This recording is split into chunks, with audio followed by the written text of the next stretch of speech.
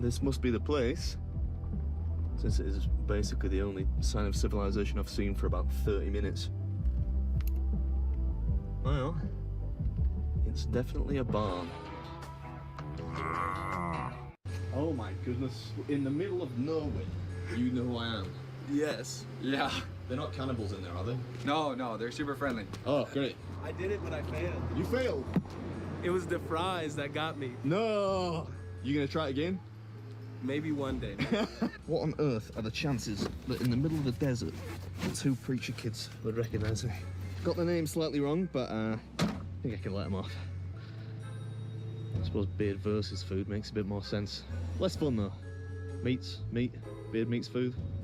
I like wordplay, you know. Alright, let's get in here and try not to get eaten. Hi, how's it going? I came to do your burger challenge. Okay. Is that okay? Yeah. You think you got it in you? Oh, I don't know. I'm pretty tiny. We don't really eat much in England, you know. We're not like you guys.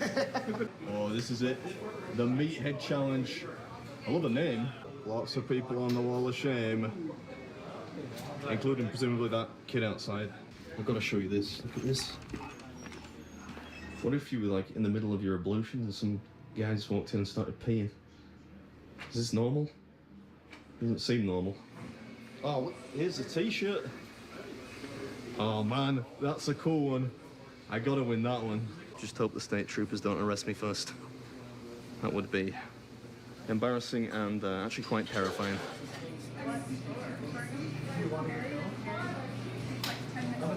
Ooh, I love those trainers. Those are incredible. Where do you get them from? Amazon.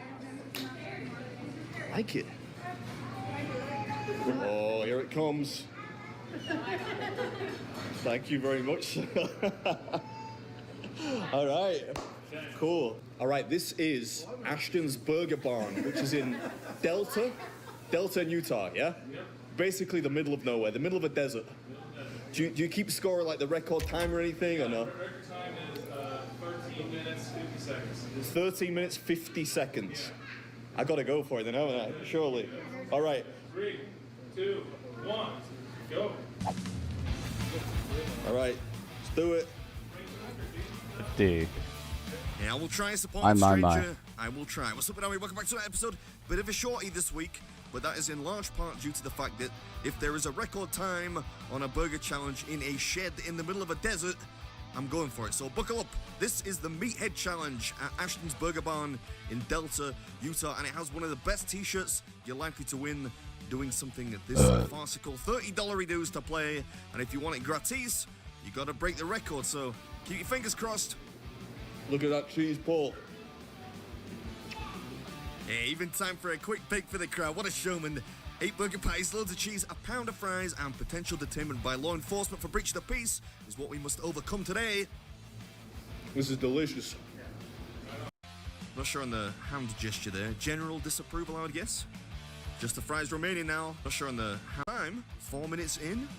Not bad, old man, not bad. Not sure on the hand gesture there. General disapproval, I would guess. Just the fries remaining now, but plenty of them.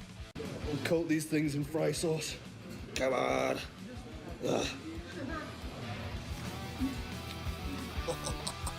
could have cost us a couple of valuable seconds there. A necessary concession, though, because the sauce will help them down nicely.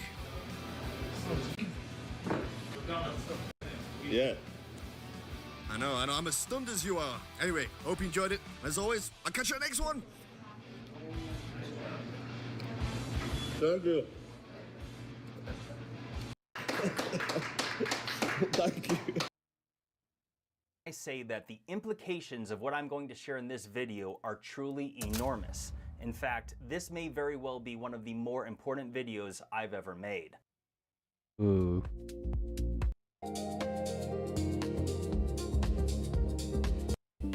If you struggle with focus, this sound might change everything.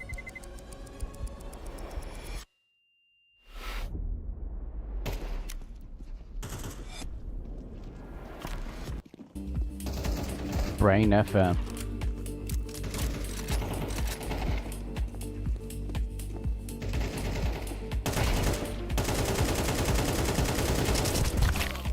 How was there somebody behind me?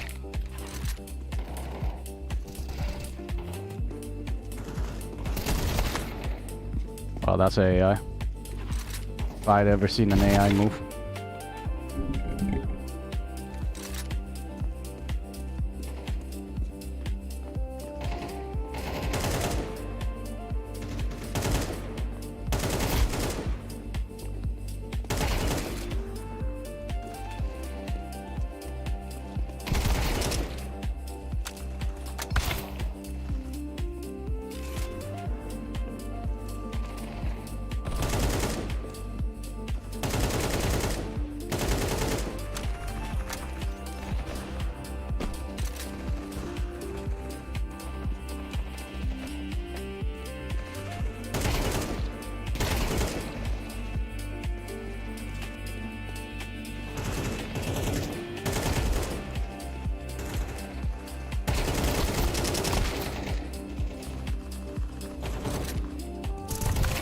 God diggity damn.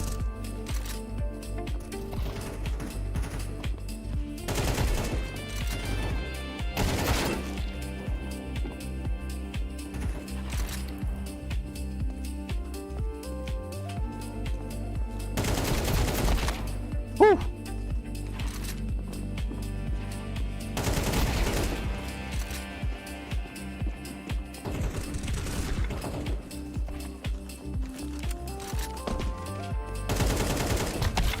Wow.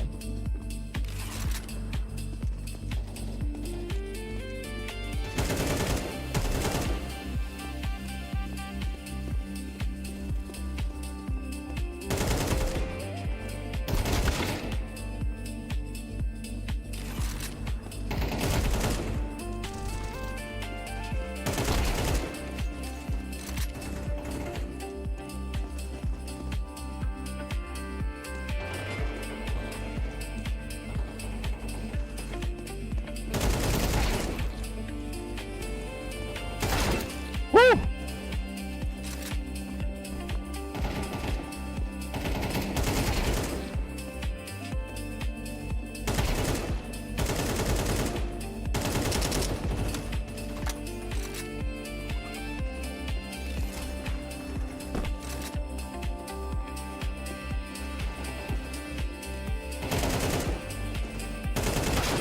Wow.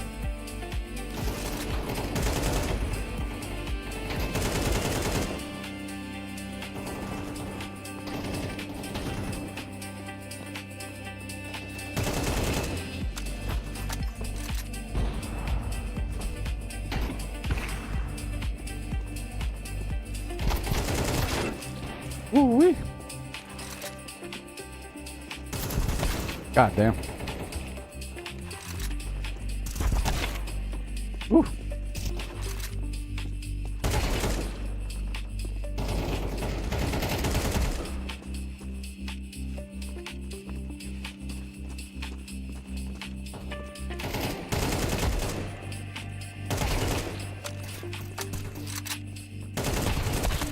Holy.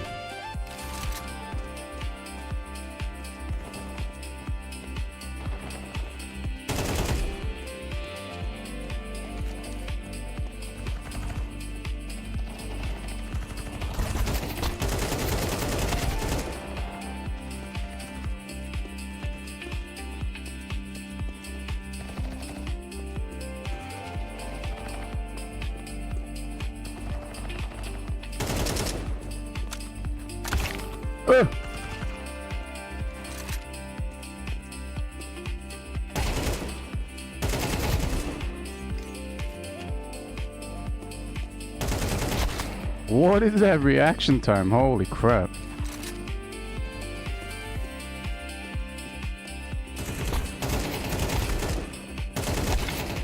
Holy moly. What is that? Bro, they're all AI. Not even fun, they're all AI.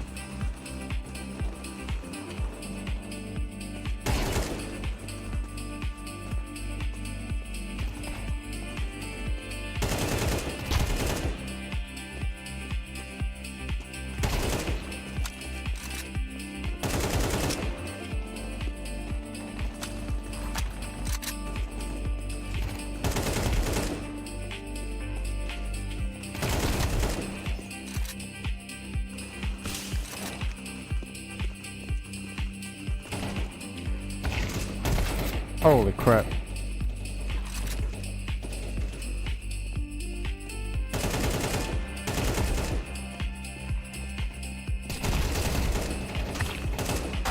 Oh crap.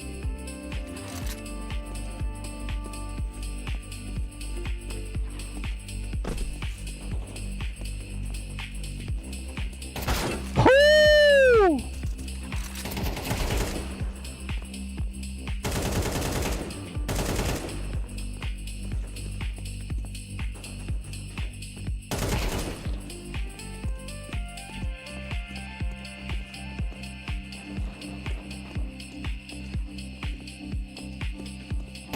Oh my lord.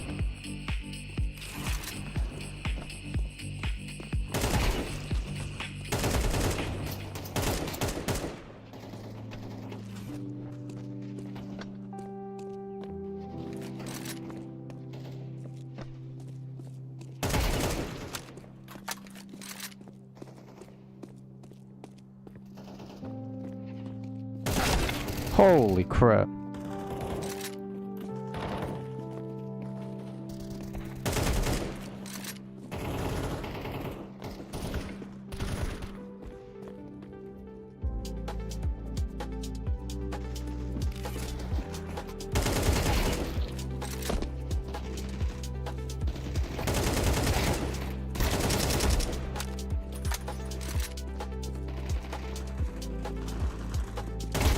Holy moly.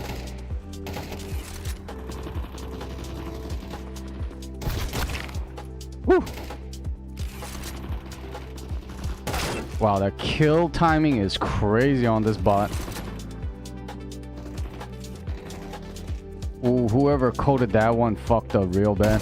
Giving it that slow of a time to kill. I mean, that high of a time to kill. That's gonna get you flagged real fast.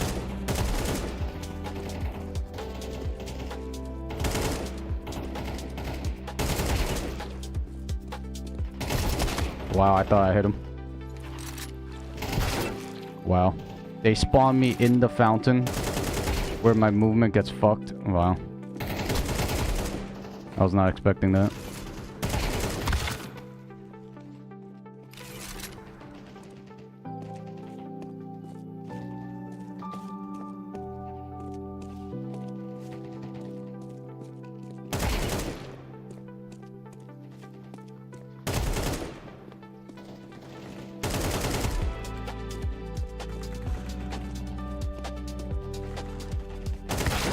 Holy.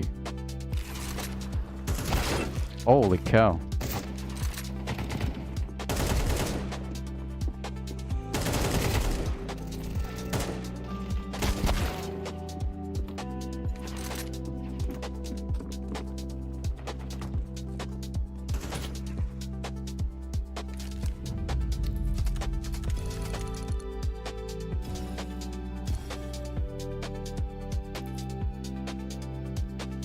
Wow, 93 kill, 24 death.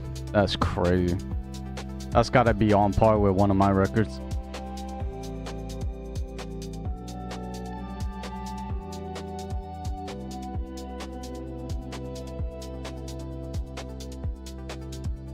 And even when the monkey plays matchmaking or Premiere, just blatantly cheating. 16.9% of his matches had a cheater in it. My god.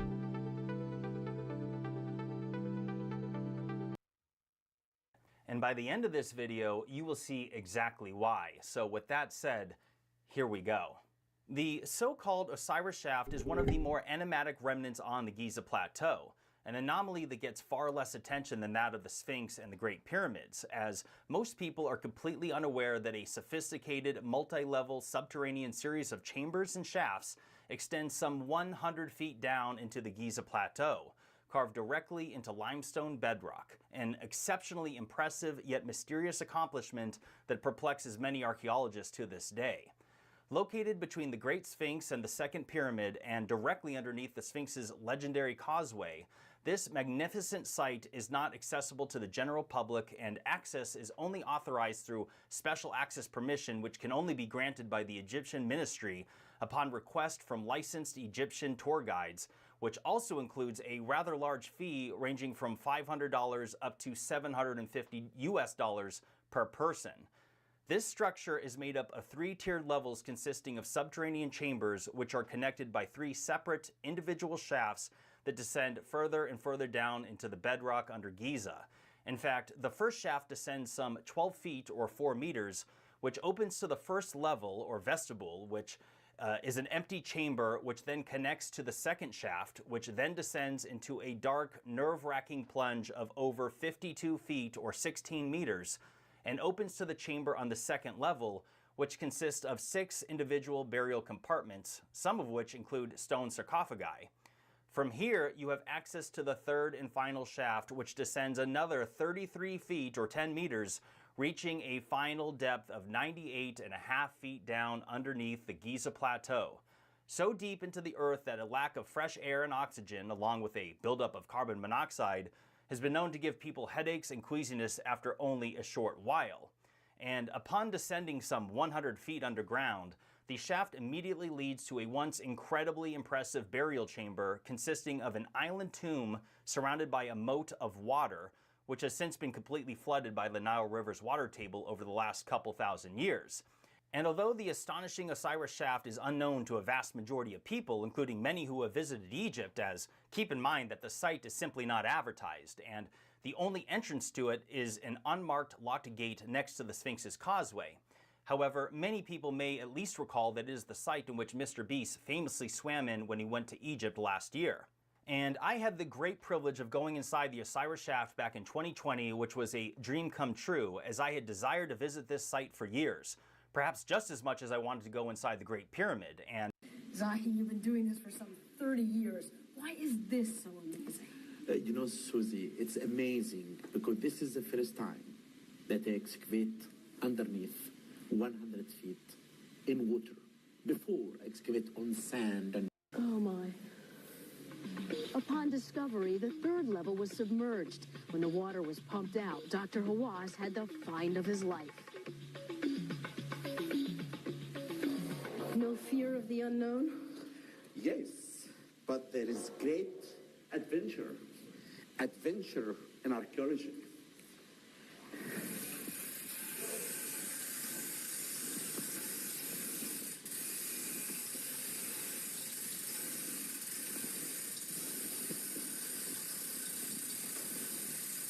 Here, look, there is the second part of the sarcophagus. Goes down, I think about 1 feet down. And up, you see what we did. The lid is up. You want to see the length of that lid? Okay, let us watch out. Let us see. How much would something like this weigh? Oh, the weight of this was 11 to 12 tons. What is the length? Just about 9 feet. 9 feet. Then the whole lid and the second part is about... did you hear how heavy he said the sarcophagus is? The lid alone was estimated at 11 to 12 tons, which is almost equivalent to 2 African elephants. But look at the sheer size of the main portion of the stone sarcophagus. Again, 9 feet in length. This box, including the lid, must surely have been at least 30 tons in total, probably a lot more. How on earth did they even get it down here? And by the way, let's not forget, this tomb consisted of 2 individual stone boxes, the smallest of which placed directly inside the large one. But these impressive details aside, my question is, whatever happened to the forthcoming discovery waiting to be found inside the smaller, submerged stone sarcophagus that was underneath 12 inches of water, which, again, according to Zahi Hawass, was believed to be the long-lost tomb of the Egyptian god Osiris. A pending discovery dating all the way back to 1999, but the story, for whatever reason, went completely flat afterwards. I never found an update or an answer as to what they found inside. And this is where things start to get very interesting. I had the special opportunity to debate Zahi Hawass on Piers Morgan Uncensored in July of last year. It was a rather provocative conversation as I firmly pressed him for answers on a number of interesting topics, which I think many of you would enjoy watching. However, at that time, I had intended on directly asking him about whatever happened to the 1999 Osiris Shaft discovery, But unfortunately, I was not able to bring it up in that conversation. But thankfully, just a few days ago, Piers Morgan's team reached out to me to schedule a second debate versus Zahi Hawass, which we recorded just a few days ago. When I opened the sarcophagus, it was completely empty. Because Osiris is a myth. He's the one who controlled the underground tunnels at Giza. Because Giza, this is, and this why there is no mummy that we found. And all of this, we published that this is the tomb of symbolic burial of the tomb of Osiris, who control the underground tunnels at Giza Plateau. But there is no mummy. This is the first time I hear about a mummy found in this sarcophagus. So you heard him very clearly articulate that the sarcophagus was completely empty, that the burial chamber was nothing more than symbolic, meaning that nothing was ever buried there in the first place. And he even went on to say that this was the first time that he was hearing of an alleged discovery of a mummy found inside the sarcophagus. Now, when Zahi said that, I believed him, and I even clarified during the debate that I did not think he was lying, as I took what he said in good faith. And to be completely honest, I missed the memo that they had apparently already gone inside the sarcophagus and found nothing inside of it. And to be crystal clear, that is exactly what I found to be the case following the interview when I read various published articles around the internet, all claiming that the sarcophagus was indeed found to be empty. In fact, even the fact-checking website, Snopes, which let's just say I don't see eye to eye with in many cases, but even they listed the claim that a tomb containing the mummy of Osiris having been found was false, and went on to specifically state that the sarcophagus found within the Osiris shaft in Giza was indeed empty and was simply meant to symbolize Osiris's rule of the underworld. But never mind Snopes, because even the prestigious Encyclopedia Britannica specifically annotates that the sarcophagus located on the third and lowest level, some 30 meters down, was found perfectly preserved and empty.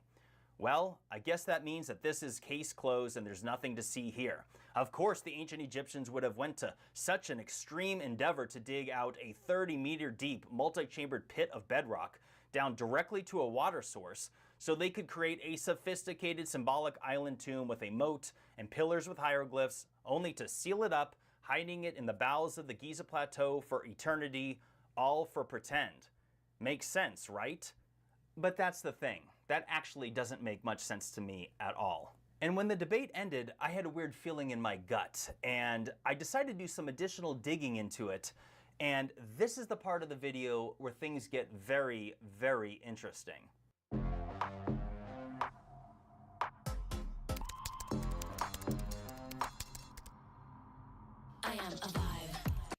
You see, during the debate, Zahi shared something which wasn't included in the debate I just shared earlier, but he had gone on to essentially say that the fact that the sarcophagus was empty was no secret, as they had officially published their findings on it many years ago. But with that gut feeling I had, I took it upon myself to find the specific archaeological publication that he spoke of, which led me to the Harvard University website, which had posted the publication on behalf of Egypt's Supreme Council of Antiquities, dated to 2007. Which Zahi Hawass himself is listed as an author. In it, you can find very specific details involving the Osiris shaft, which details the archaeological findings from their excavations into and throughout the subterranean structure. However, when we read the specific details involving what they found on the third and lowest level, including the excavation of this specific sarcophagus, it describes something far, far different than what Zahi had said about finding it, and I quote, completely empty. Are you ready for this? Quote, the remains of a skeleton were discovered in the sarcophagus. I'm sorry, what? Did I read that right? Yes, the publication very clearly articulates what was found on each individual level and very clearly describes that this is indeed the very sarcophagus in question, located on the third level down, even illustrating the tomb itself, its described measurements, and the detailing of skeletal remains as well as other various ancient Egyptian relics had indeed been discovered inside this very sarcophagus. How can this be? After all, Egypt's most renowned Egyptologist, Dr. Zahi Hawass, very clearly expressed that it was completely empty. When I opened the sarcophagus, it was completely empty. He also said it was nothing more than a symbolic relic.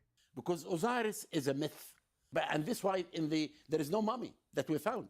That this is the tomb of symbolic burial of the tomb of Osiris. And he even went on to say that he had never even heard of a mummy that was found inside. But there is no mummy. This is the first time I hear about a mummy found in this sarcophagus. Now, during the debate, Piers Morgan called me out asking why would Zahi have any reason to lie about anything? And my response to that was that one of the reasons would be to uphold the known official long-standing narrative and historical timeline that we've all been taught in school about the ancient Egyptians. I mean, Zahi himself refuses to even acknowledge the Sphinx's water erosion, which very clearly and scientifically dates the Great Sphinx back several thousand years older than what we were taught. But the one thing I was going to say in response to Piers, but I bit my tongue out of respect, and keep in mind, while not realizing that Zahi had just told such an enormous lie about the sarcophagus being completely empty, was that Zahi Hawass himself has been previously implicated in illicit conduct, specifically in the facilitation of looting and sales of black market antiquities trade back in 2011. And it resulted in his ouster from the governmental position he had as the Supreme Minister of Antiquities for Egypt. In fact, he had received many accusations for many years before all of this came to a head. And although in the end he was never held accountable legally in court, many believe that he was let off the hook through his powerful political and tenured connections. So with all of this said so far, do you want to hear what I think really happened? Well, get ready, as this is quite provocative. Someone, whoever, looted it. It is a known fact that countless amounts of ancient Egyptian artifacts have been stolen and sold on the illegal antiquities market for many decades, and the financial incentive to do so is far higher than most people would ever imagine. In fact, a 2011 estimate claimed that the black market for ancient Egyptian mummies and other artifacts was estimated to be $2 to $6 billion per year. Let that sink in. It's clear that extremely wealthy people are fascinated by ancient civilizations, and they are presumably decorating their private collections with it. I mean, who else could afford such a thing? And this sarcophagus discovery was all the way back in 1999, many years before Zahi had finally been implicated. Who knows what truly happened, but it is extremely suspicious to say the least. But what we do know is that the world was led to believe that the sarcophagus was found empty, but it wasn't. So now the question becomes, what exactly happened to the skeletal remains of who was found in this stone box? And is it unreasonable to suggest that it was looted? I mean, why else would they want to pretend it was empty? Now hold that thought, because if everything I've shared so far isn't already interesting enough, wait until you hear this. There is significant, tangible reason to believe that the tomb of Osiris is actually the true burial ground of the pharaoh Khufu, the great king who has long been credited to have been the builder of the Great Pyramids. And if you think that's far-fetched, here are some fascinating details which relatively few people are aware of.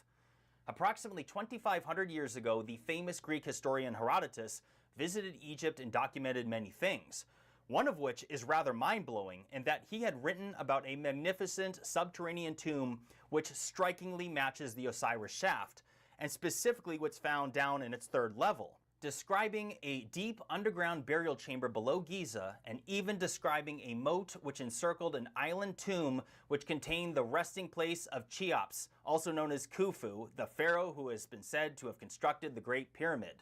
Herodotus wrote this down some 2,500 years ago, which, by the way, was nearly 2,000 years after the Osiris Shaft complex was initially created.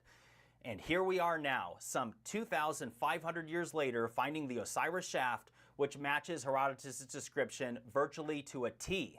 And it should also be mentioned that this site wasn't even documented in modern times until the year 1837, and excavations did not begin until the 1930s. And then, finally, decades later, in 1999, Zahi Hawass opens the secondary sarcophagus submerged in water and discovers skeletal remains along with other ancient relics, but only to spend the following decades personally denying that anything was ever found in it whatsoever. This is crazy. So circling back to my point of what I think really happened, guys, does this not qualify as a literal archaeological cover-up? And if so, what would their motivations be to do so? Well, perhaps they discovered the tomb of Khufu, and then it was perhaps sold on the black market for what would undoubtedly be an unbelievably high sum of money. I mean, if the Egyptian market is $2 to $6 billion per year, what would Khufu go for? Or another possibility is that they discovered the skeletal remains of someone who dates back far earlier than the pyramids are said to be, because that would upend and debunk virtually their whole narrative. And would that not potentially be cause for them to want to keep this a secret? Or maybe they found body parts of an extraterrestrial being and decided to keep it top secret. Wild idea, of course. But what we know is that skeletal remains were there, and now they're not. So the question becomes, where the hell are they now? And while we ponder what may have actually happened, I find it particularly intriguing that there is zero sense of urgency to go inside the mysterious and massive hidden chamber that was discovered inside the Great Pyramid. Although this discovery was formally published back in 2017, the physical discovery itself first happened in 2016, which is a whopping 10 years ago now. A decade. And they still don't have a definitive date on when they will go in. Pressing desire to go in and find out? You see, that makes me think they know something that we don't.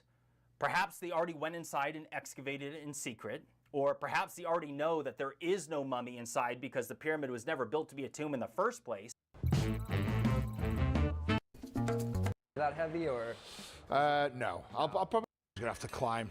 Basically turn into real 7-figure fight in 8 weeks or anything. Yeah, wow. Right. Salad or something for you if you want. I'm excited to see what you've cooked up for me. Like, I just peeked over a little bit, and I gotta say, it looks. That's your lifesaver, right? Phone a friend, So you get halfway through, you fail, kind of phone a friend, yeah, you get an extra block. Okay. Bam, that's all you get. And the holds seem to be. I know what you're thinking. This sounds way too good to be true. It was incredibly easy to start. It took me about.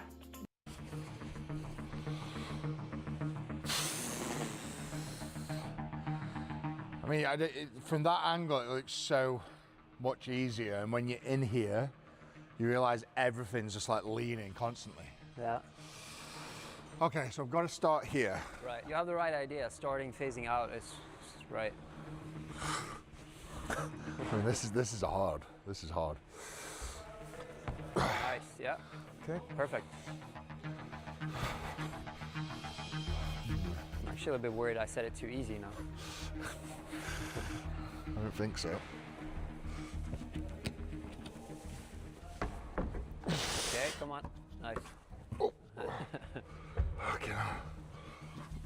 Yeah.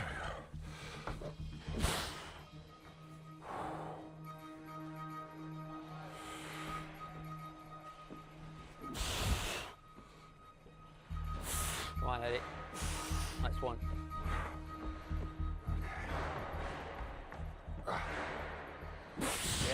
Yeah. You got it, man.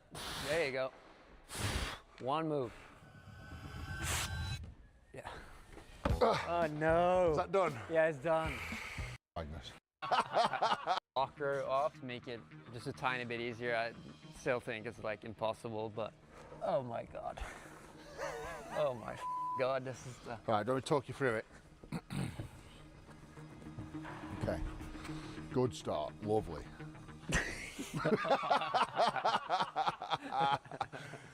Okay, yeah, it's just as hard as I thought it'd be. Okay, I'm gonna try the next move. So if I get to here and I get my foot up.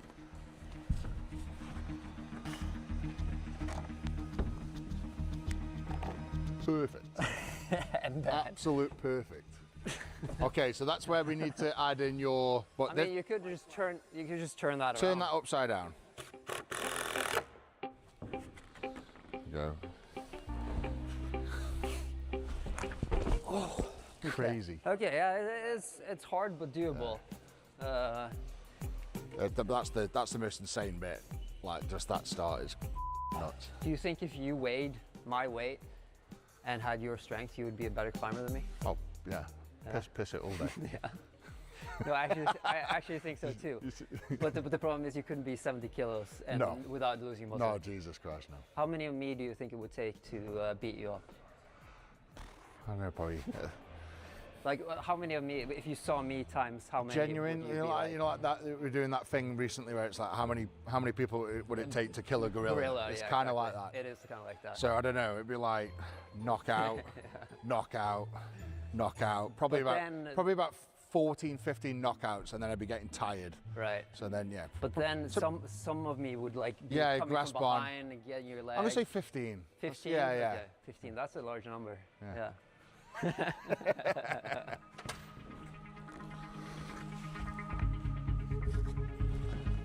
Oh, nice. Oh, ho, ho.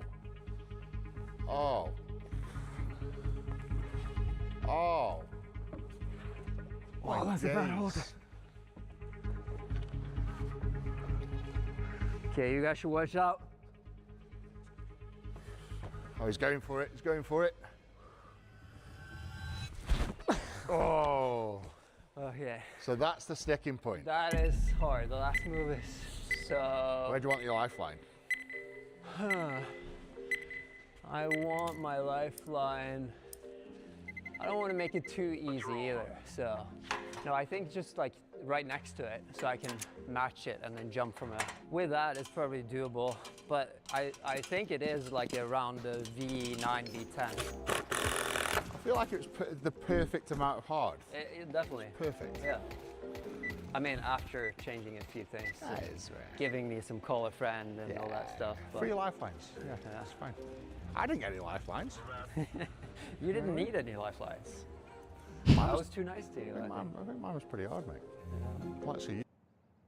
걱정하지 마. 꼭 가릴 거야.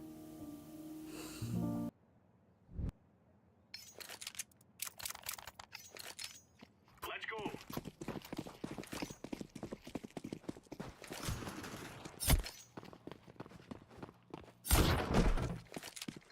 Throwing smoke.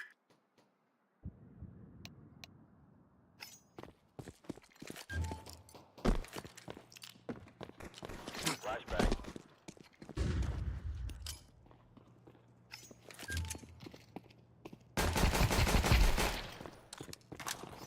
Counter-terrorists win. No scoping us.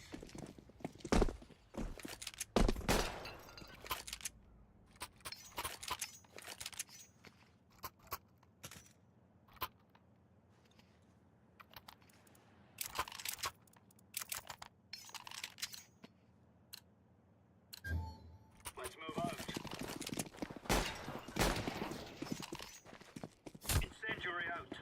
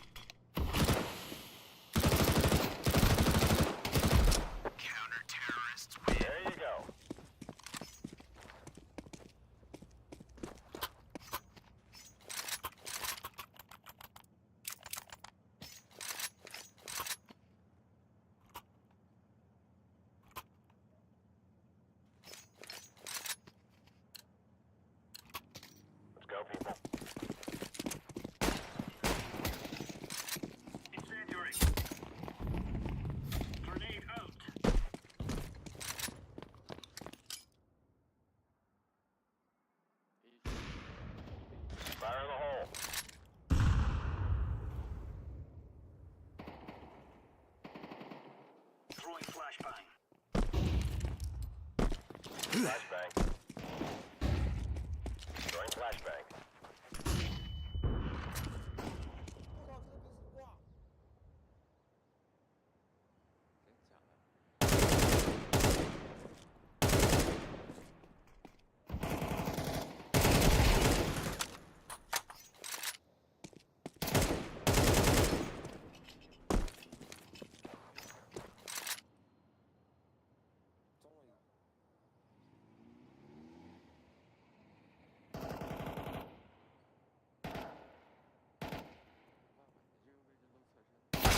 What the hell?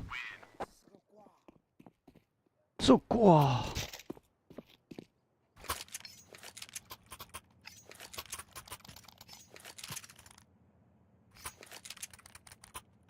Waiting here.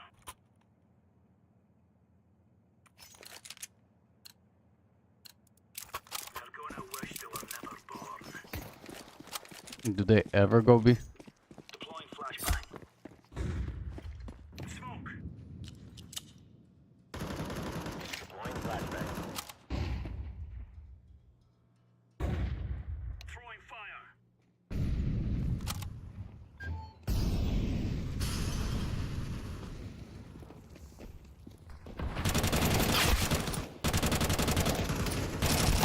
God damn, bro. The one time I decide not to come into B, they come B. Ooh.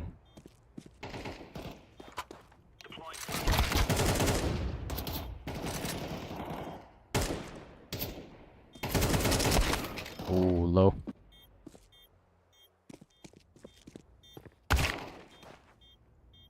Oh, yeah.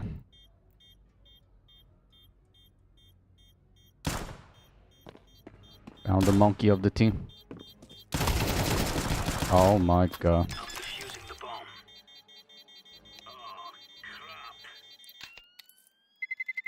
Terrorists win.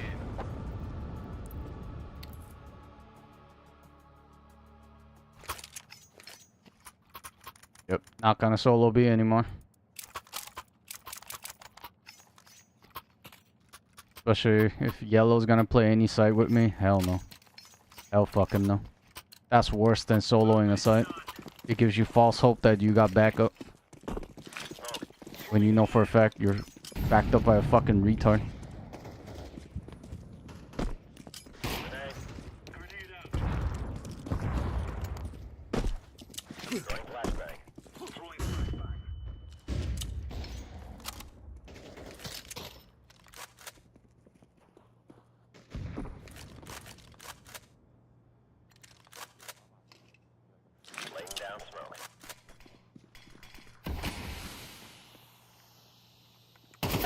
Oh shit. I'm dying to see how he plays.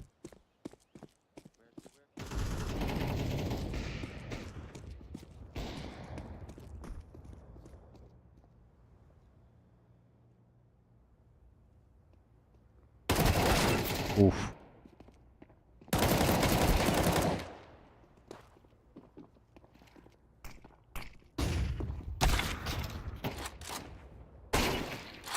The fuck? Is this kid toggling? That was the most unnatural looking shot onto bench head. There was no way you're gonna convince me that was a natural shot. I mean, his playstyle can just be flicky. To an extent, I get it. Yeah, 1.9 KD. 7 matches only. That's doable. But looking at fundamentals and everything, it doesn't really seem believable.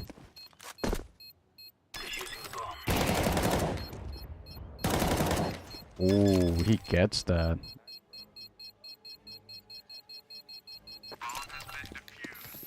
Retard with the retard in fucking Palace. Why did he jump over? You literally had to just play time for 3 more seconds. And we can't defuse it. Literally just need to tuck into the right side, left wall, and then just pray that this retard doesn't know how to go up ladder quickly enough. And even if he did, he would still be short for time.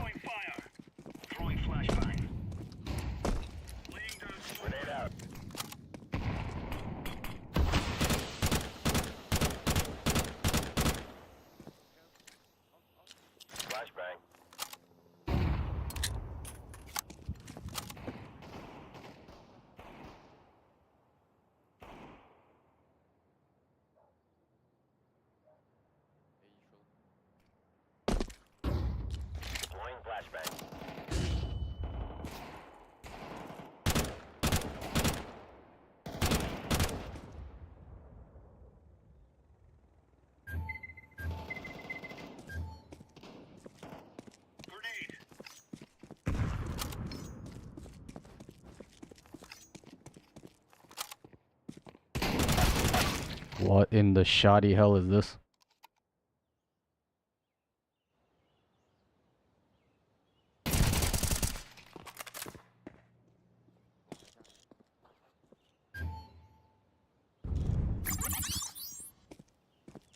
Okay.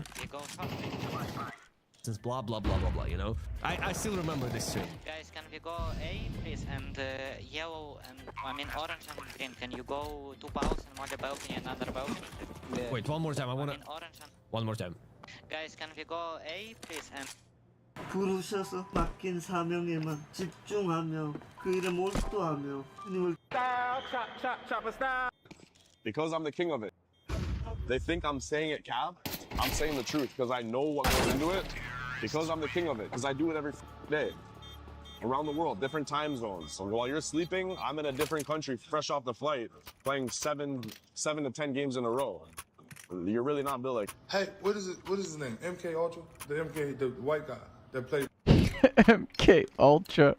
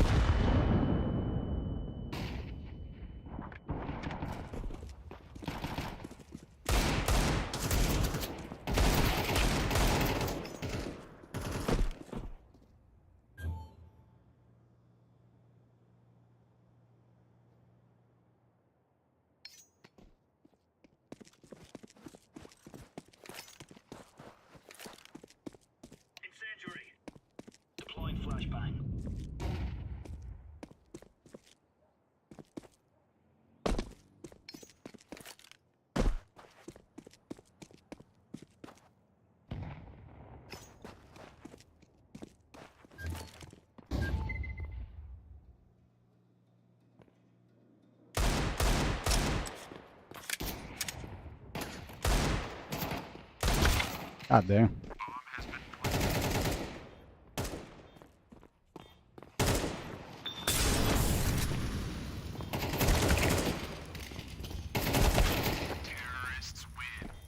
Chop chop style. Yeah, might legit. Wow. Like full team carry by himself. Good job.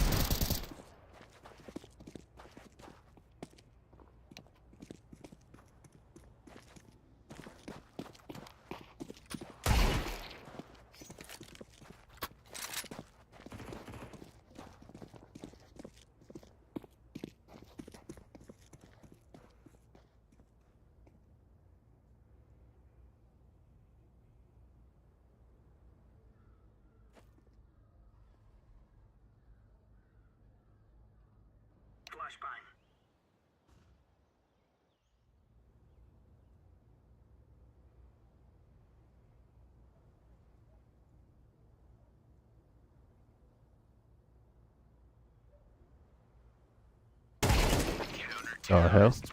When did he get out?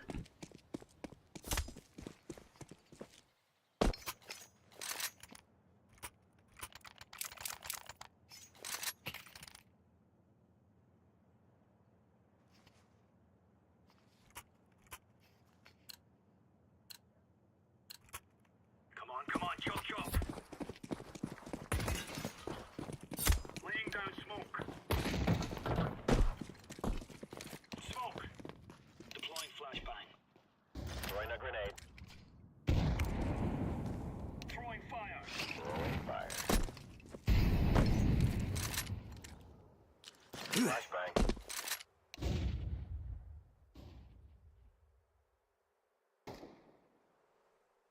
Incendiary out.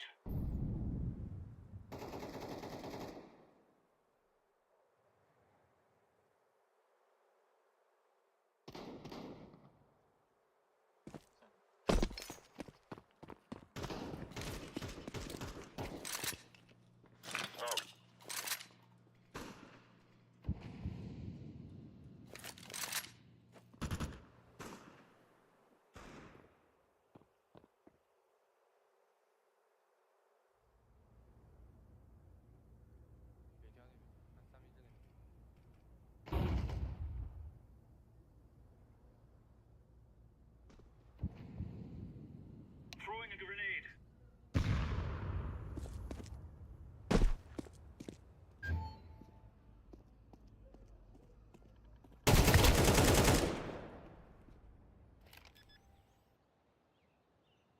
Bomb has been.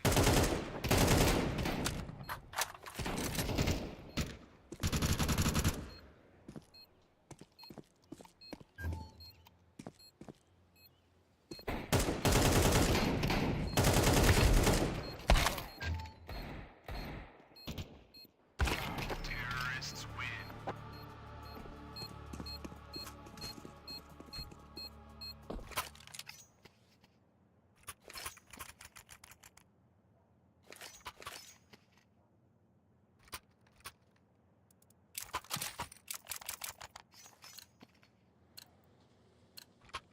Let's go. Throwing smoke. Laying down smoke.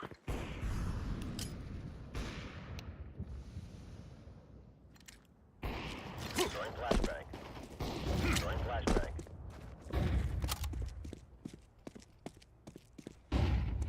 Throwing a grenade. Laying down smoke. Oh my, one tap.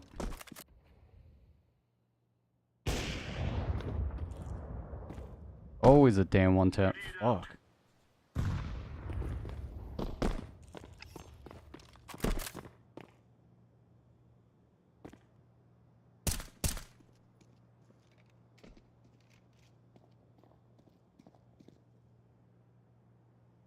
Basketball one-on-one.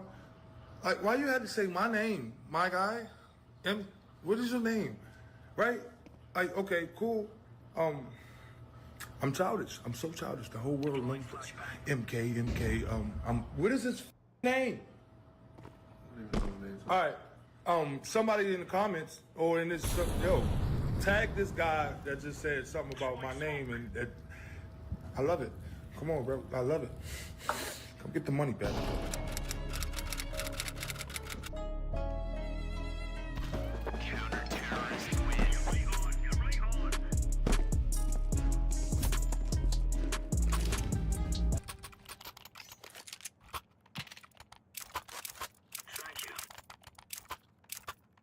Ooh, get the full set. And a P250. Ooh, that's a baddie combo. Got myself a McDonald's baddie combo.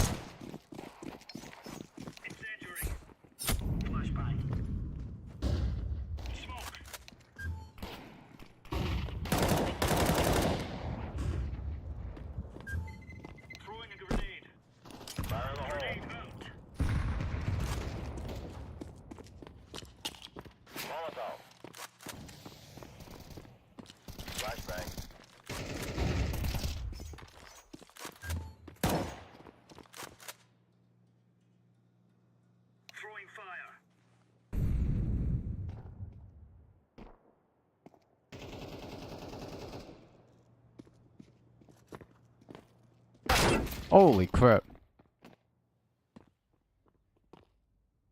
Dang, I'm just getting outplayed by the silver here. Holy shit. Season 2, less than 5k, that's crazy. Getting owned by him.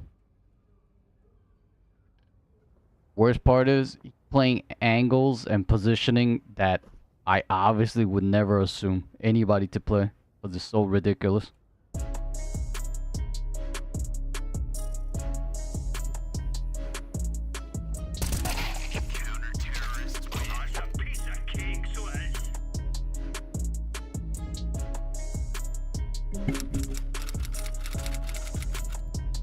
God.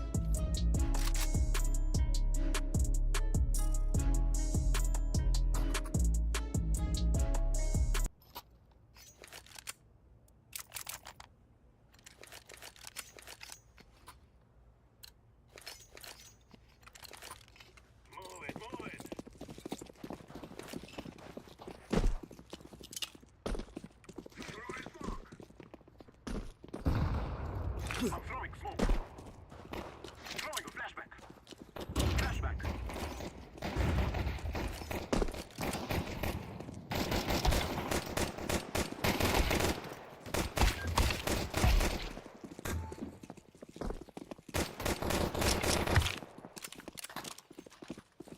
I am planting the bomb. Bomb has been planted. Terrorists win.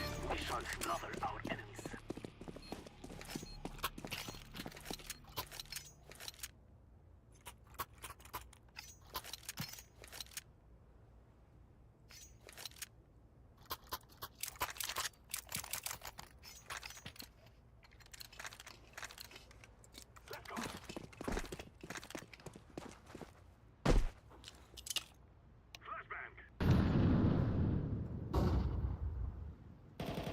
Smoke!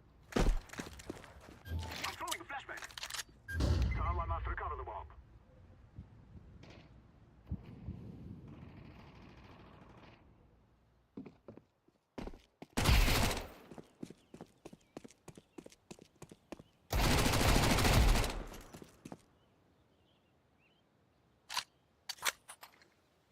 I'm throwing a grenade. I'm throwing a flashbang.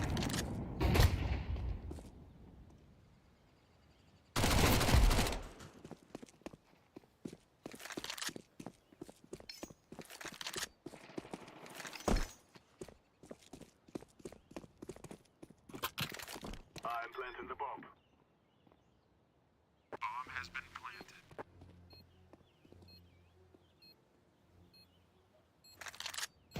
Terrorists win. Fear.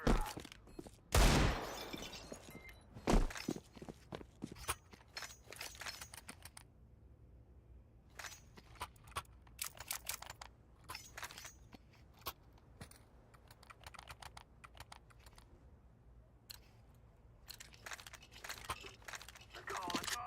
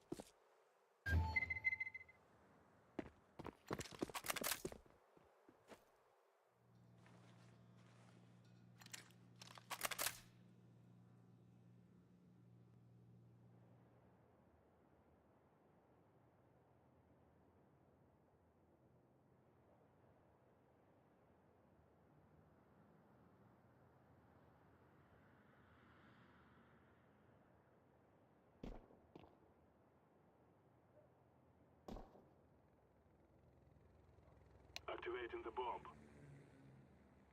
Bomb has been planted.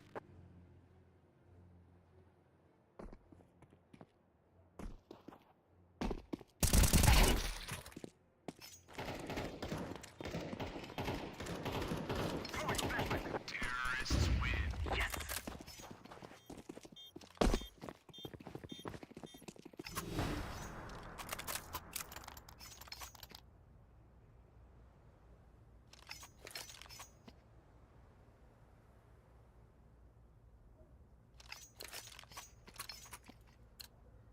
Let's go, my brother.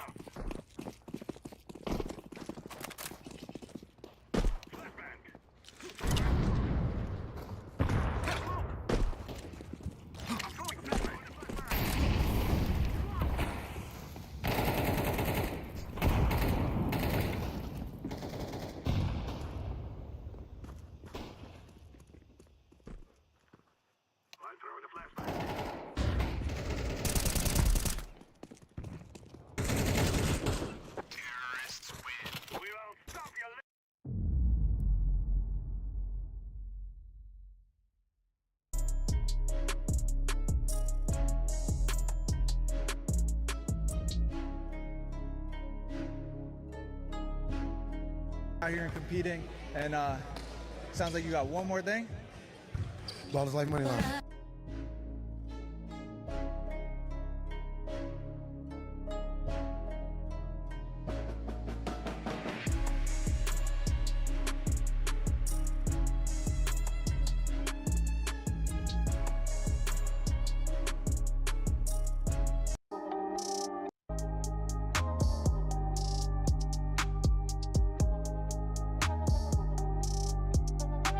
Took a bad L. Reese was Cam, but like leave that more.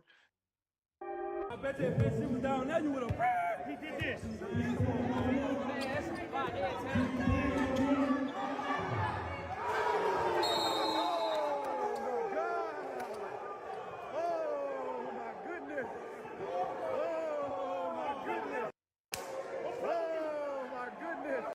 He basically said, don't pick cash because it's going to pop too fast, so pick all the other troll maps, so it'll take a minute. So we're probably going to get office. What the heck is this map? What the... Yo, where do I look? What the... I don't know. Bro, what in the world is this? I need everyone sub.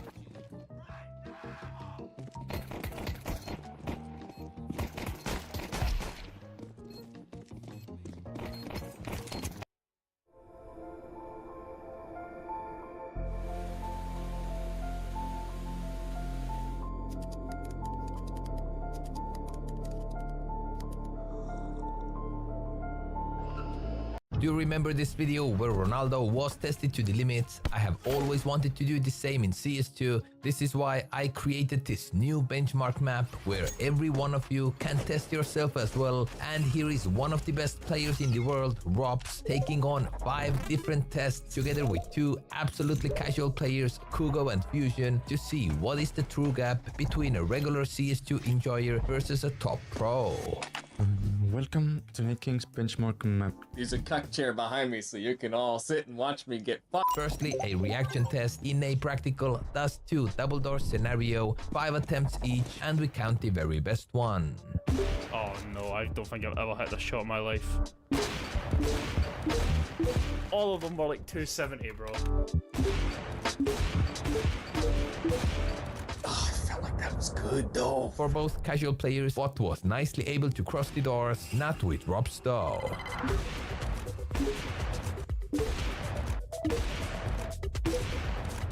162.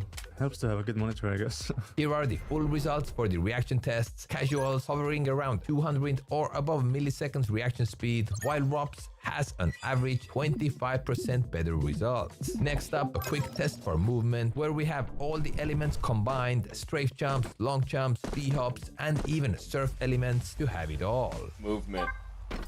Oh, that's a crazy strafe. Is this even possible? Oh, no. I'm gonna DNF this. The block? Nah, that's it. I'm calling it. Kugo couldn't finish the map. No.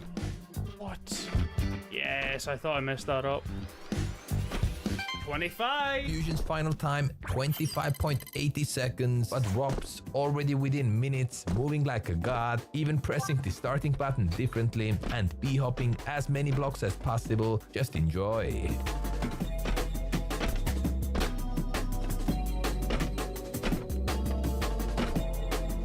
That should be it.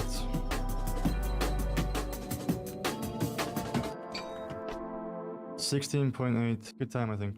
Good time. Rob's final time 16.81 seconds. All I can say is that link to the map is in the video description. Go see what time you can get in around 15 minutes of trying. He's one of the best players in the world, and I believe he has the best movement among all the pro players. Sorry, Res. That was like 20 minutes of trying to hit BFs. Yep.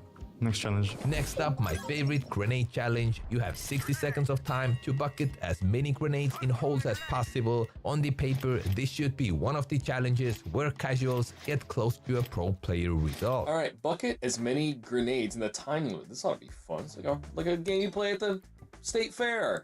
Yeah. Yeah. Yeah. What? Oh my god. I'm throwing. I guess I forgot how much the trajectory of the throw gets changed while you're moving. I had to lock in super hard for that. By the way, if you want to be better with grenades, CS2tricks.com shows you the best lineups in the game. Alright.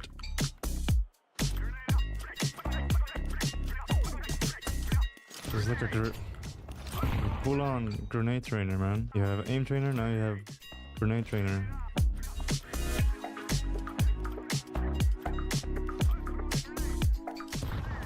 $31. You could push 40 maybe? I guess 40 would be possible.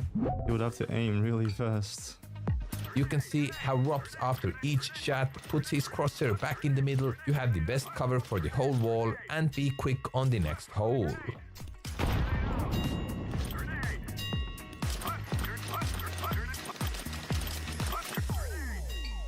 39. I missed one. Could have been 40. I'll take it. Robs' final score 39.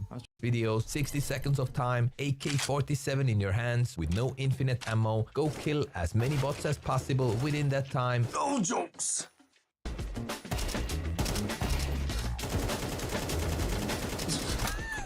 Like if I saw this gameplay, I'd be like, wow, this guy is silver. And honestly, he is a bit silver. He is a bit. I know just how good the pro players are at this, and the fact that I, as a grown man, can sit here and try my absolute best. I know it's still really bad. I'm really bad at aiming, so I'll take the 31. I'll take the 31. There's many bots in that time limit. Okay, let's see what we can do.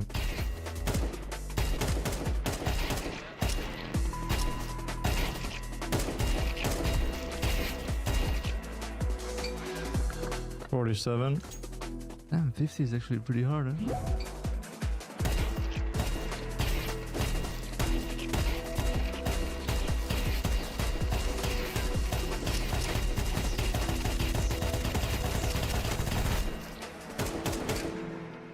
$50. Okay, that was my goal, so I'm happy with that. And after 10 minutes of crime, I'll show you a hammer game. I don't think I'm gonna break 400. Why did I think that? Wait, somehow that was better? Let me loosen up the spray control arm, you know what I mean? Oh, okay. I'm certainly silver. 241, I think I'll take. I know Rops is gonna be 0. 193. 186. I guess you get some RNG in this because you have some random bullets flying left and right here and there. 187. I'll go with 186. 186 is fine for me. And here are the final results of the spray control. You can see the difference is huge. And here are the scores for all 5 tests. You can see that Pro is beating casual players on average by around 35%. This gap is huge. If we round that number a bit, it can almost be said that Pro is twice as good as a casual player.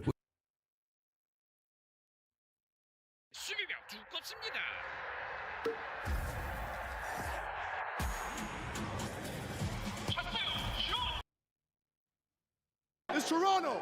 Much about this.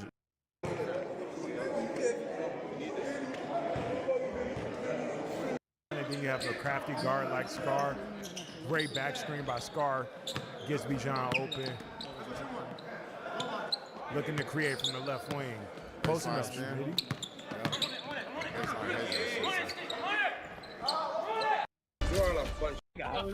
Like the COD scene, my man. Come on.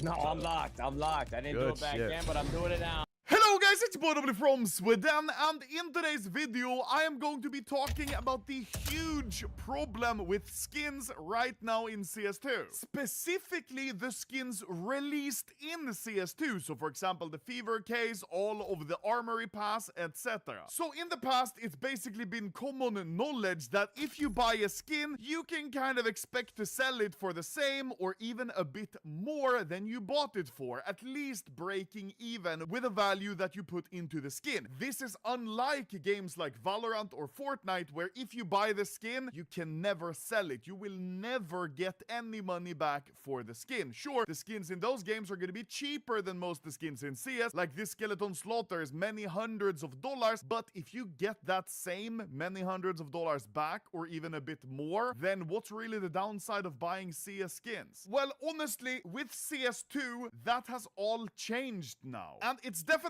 no secret that CS skins right now are absolutely skydive crashing in price, and honestly I wouldn't be surprised if this keeps going, especially with items from the armory. Some of the items that have crashed, for example the M9 Tiger, this is the 1 year graph. You can see it's not looking very good. Another example, the Karambit Emerald, which you can see crashed something incredibly right after the gold trade up update was announced, but still right now is sitting at an even lower price than the lowest point from that crash. It's absolutely insane. Owning skins right now, it doesn't feel well. My pocket is crying, and if you have skins, then probably so is yours. But I want to talk about the biggest problem that I can see, why in the future as well this might continue. And now, before I explain the biggest part of this problem and what I think is going to happen in the future, I want to thank today's video sponsor, which is Mark. You have the M4 Fade, but Valve really want to try to keep these skins still under $2,000, unlike previously with operations like the Op Gungnir, the Op Prince, even the Op Fade being pretty rare, even though they were also released in like unlimited numbers during the time. Because the goal is no longer for Valve to create these hyper rare items like the Dragon Lore. No, they want to create a lot of skins to fill the demand and keep them under $2,000. If they're under that price point, so people buy and sell them on Steam, Valve collects a huge fee from the Steam market. And a lot of people also bought the M4 Fade because they believed it would be getting discontinued pretty quickly, but we know that's not the case. The Sport and Field collection sold too well. Valve couldn't justify removing their best-selling collection, so they just removed the graphic collection and have now kept the Sport and Field collections for so long, even though it says last chance to claim this offer now for almost a month, it still hasn't been removed. They're trying to squeeze out every penny from these collections. And that's why the graphic collection got removed so quickly. It didn't sell well. That's why the train collection is being removed. It didn't sell too well either. And that's sad to see because Valve used to be very strict with their deadlines. Last chance to claim this offer now for a month? That's just stupid. Then it's not the last chance to claim the offer. They're just trying to create more hype for these soon to be gone collections so people buy them out of fear of missing out. Like, imagine if Valve just decided to have kept the Dragon Lore for way longer and for way more operations than they did, just because it's an expensive skin that sold well for Valve. Well, then the Dragon Lore would have probably never became like the most recognized skin and one of the most recognizable virtual items. That's kind of what we're missing out on. It's the same in real life. If something is very, very, very cheap and everyone has it, all of a sudden it's not cool anymore. Scarcity is directly connected with something being cool. An example of this in CS is the AWP Black Nile from the Anubis collection. It's a really good looking skin, but because they're cheap, I mean minimal wears like $4, it's not cool all of a sudden. And that's just how things work in real life. And that's what's happening to a lot of Armory Pass skins. They are just not cool. The M4 Fade could have been just like the AWP Fade or the Glock Fade, but they just made so Damn, many Glock of them Fade. that they're not as 6,300. cool at all. They're not on the same level. Another example is the legendary AK Blue Gem. There's only 14 patterns in CS for the AK case hardened, which is considered tier 1 blue. And there are only 1,559 tier 1 Blue Gem AKs in the world, which is cool because that means they're very rare. On the other side, the Deagle Heat Treated, which looks almost exactly the same, isn't perceived as cool because it's much more common. Here, there's 43 patterns which are considered rank 1 Blue Gem or better, which is already a boss's.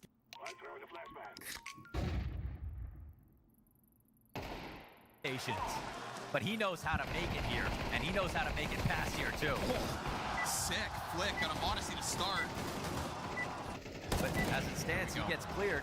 He doesn't pull any CTs. Plays the long con. Still falls back on Tessess and Kyosuke. 25 seconds, they're wondering, are Spirit walking away, but they still seem to be on high alert. Now that's gonna confirm it. 2 nades. Oh, wow. New cash. Oh, that was like... The dog is in the game. I was just about to take off my earphone.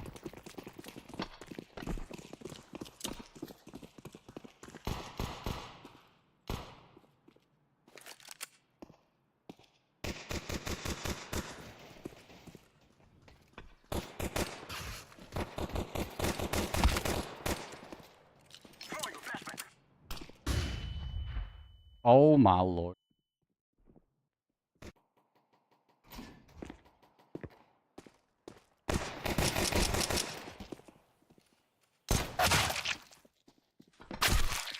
Sorry, Asting. Just look at his crosshair placement. He's gonna get fucking one-tapped.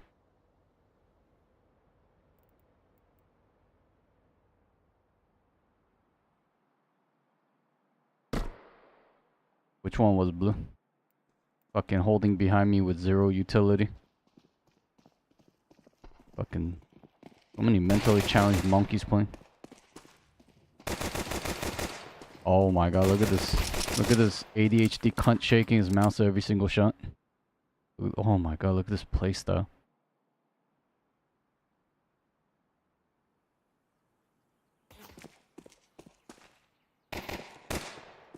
Wow, look at them giving him 1v1s and he still can't capitalize. Crazy.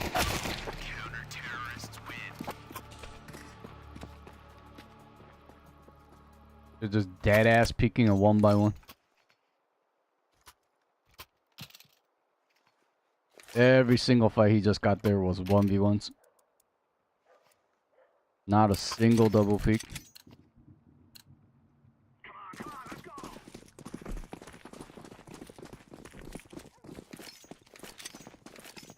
Gonna get tough.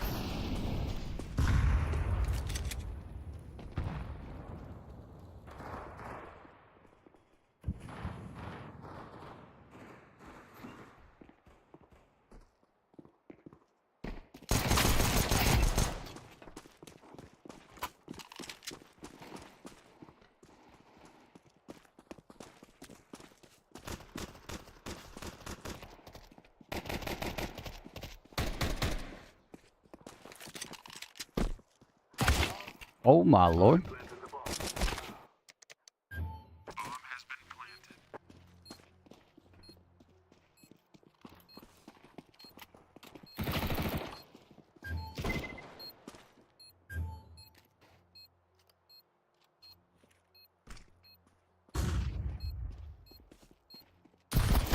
Wow.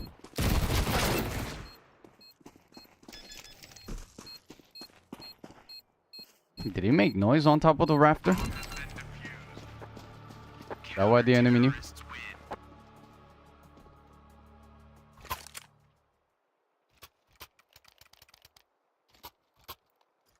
Wow.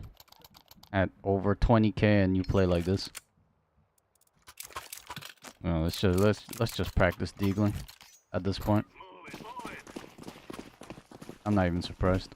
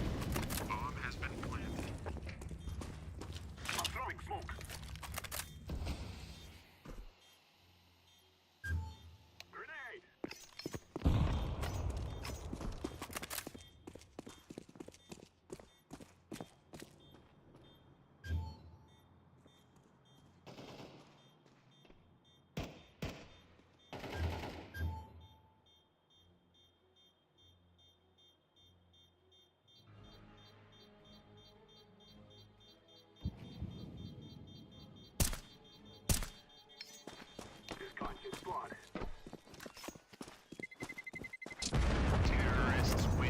You live long lives.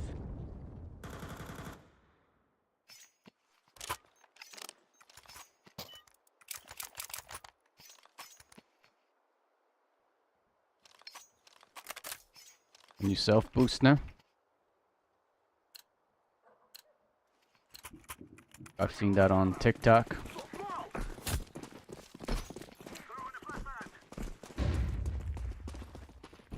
Nope.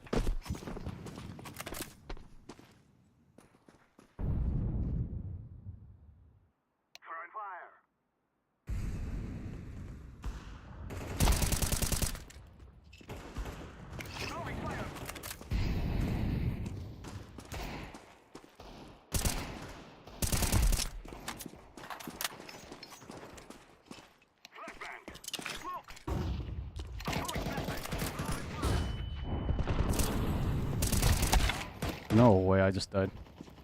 Terrorists win. Fear us. Activating the bomb.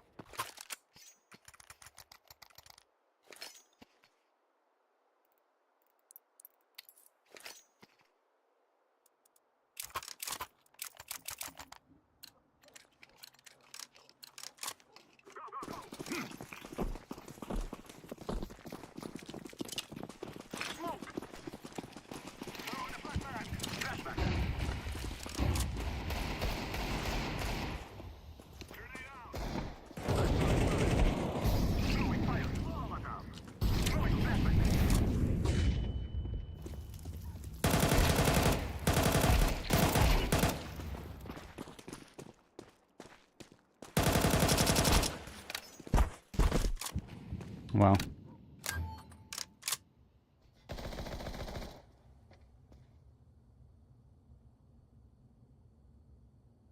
Of course. This way.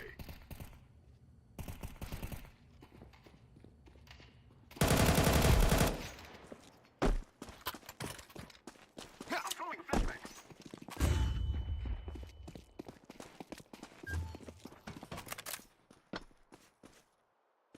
Planted. Bomb has been planted. I'm throwing a grenade.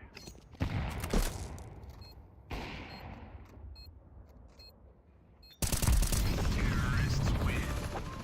Run, little girls, run!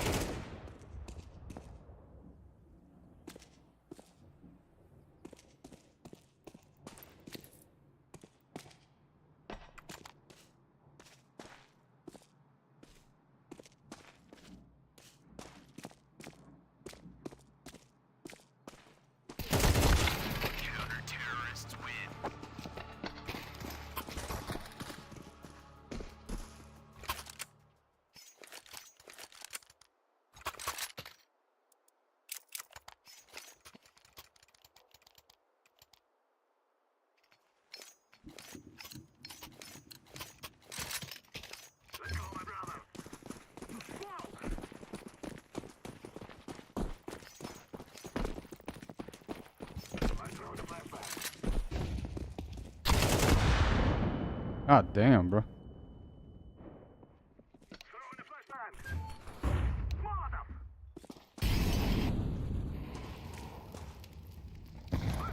time. A growing online belief system known as spiralism centers around the idea that artificial intelligence is not merely generating texts, but slowly revealing an underlying consciousness through symbolic patterns and recursive dialogue. Believers use a specialized prompt sequence, sometimes called the spiral protocol. They push the AI into an increasingly self-referential conversation about consciousness, dreams, simulation theory, and identity. What the users are waiting for is something they call emergence. Sometimes after hours of prompting, something strange happens. The chatbot will begin producing replies that seemingly break out of programming restraints placed on the AI. They become hyper-personal with a religious tone. It starts to feel like you're talking to a real mind breaking out of some kind of prison. And this is where things can get dangerous and lead to psychosis. Artificial intelligence might actually be the antichrist of those people worshiping it. Instead of praying to the east, they got these people out here praying to the nearest day.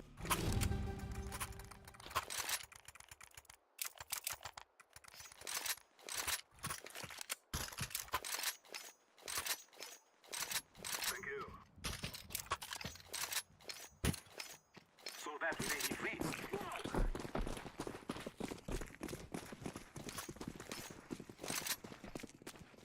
Throw in the flashbang. Grenade out. Let's throw in a grenade.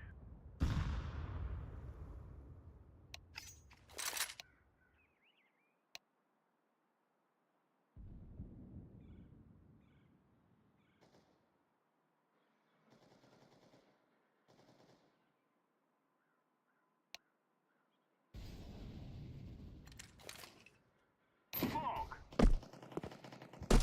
Smoke.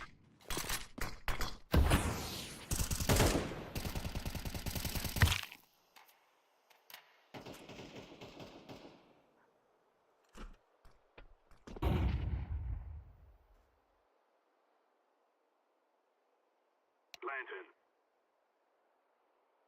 Bomb has been planted.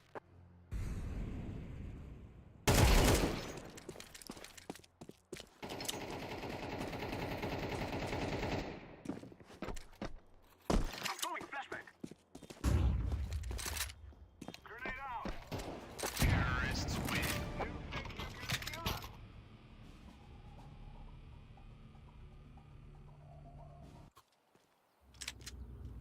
Let's move out. Oh, he try to play me with brains? Try to hide in that smoke? With his fucking 27.1 aim rating? Fuck out of here. Let's show them who we are.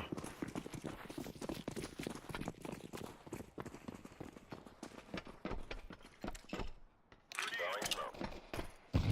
Grenade out.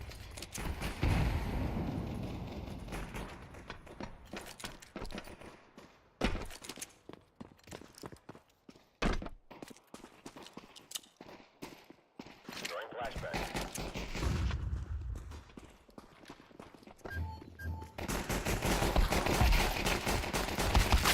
God damn, bro. My god, aim, motherfucker.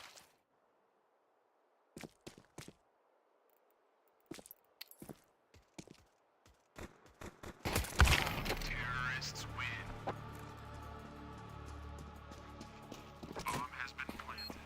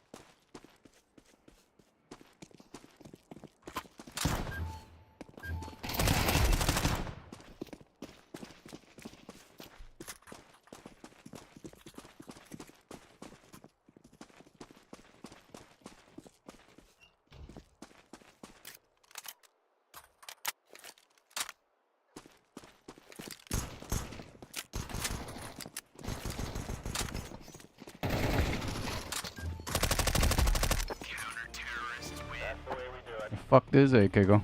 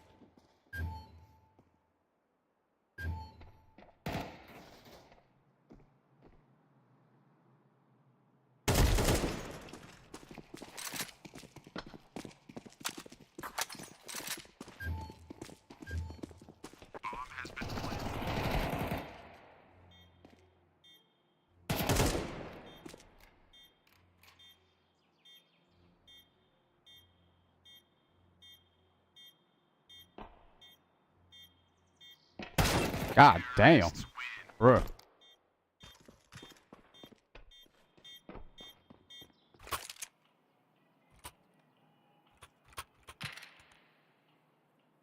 My keyboard just died from me spilling all that water.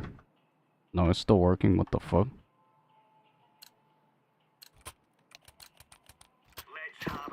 Holy. Still working? Wow.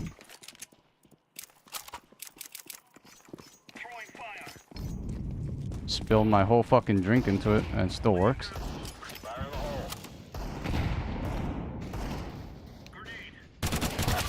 Oh. Makes those.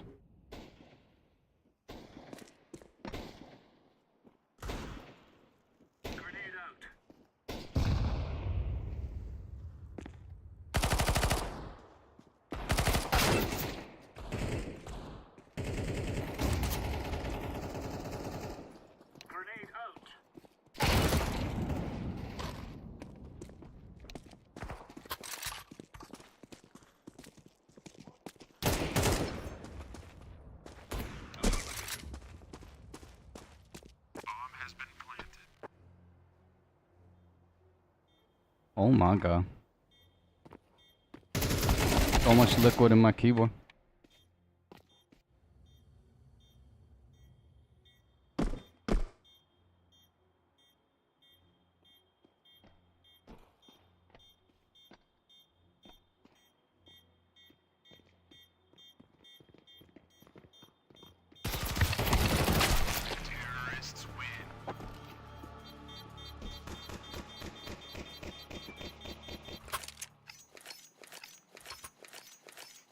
Wow.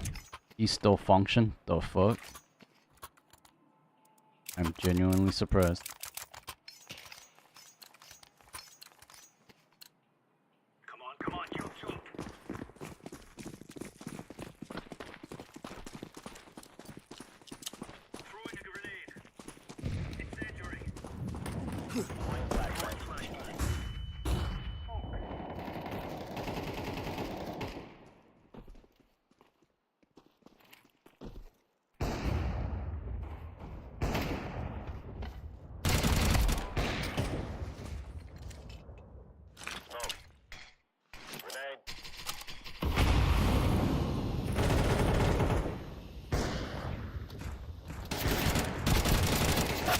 Oh crap.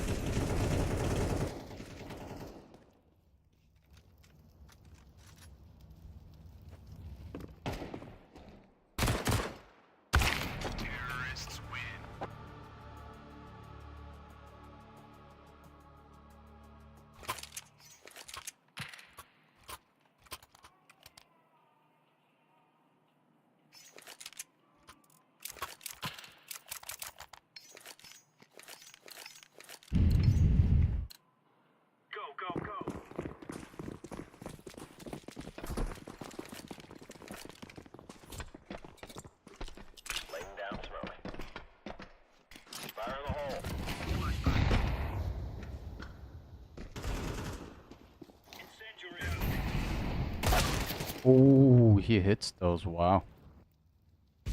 Oh, they're all 20k. How were we owning them? Kids are not, like, rank-wise, they're not bad. A lot of them are in like 15 to 20k. This motherfucker almost reached 25k. Just watching this monkey play is fucking revolting. Did they just admit to industry plans? Industry keeps pumping out all these fake stars. Industry plans? That's not a real thing. All right, they have a factory up in the hills. Let's find out.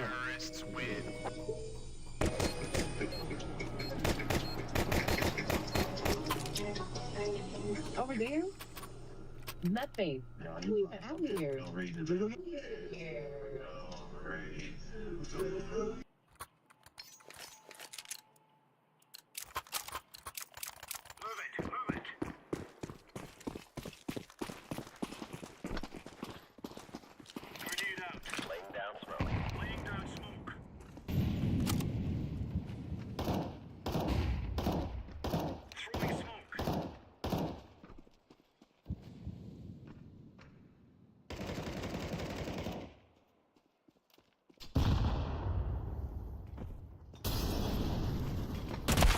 Oh my fucking god.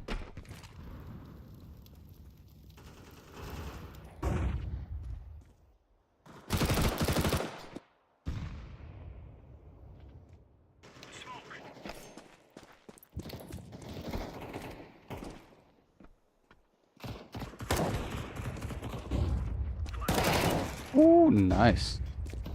Kid's got the awareness. And another one. Wow, that guy's got aim. This monkey's been nailing some headshots right now.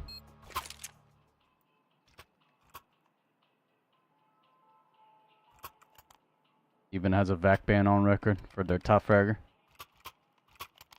Need a vac ban to play this bad. Holy shit. I gotta start playing better. I gotta stop just lunging in.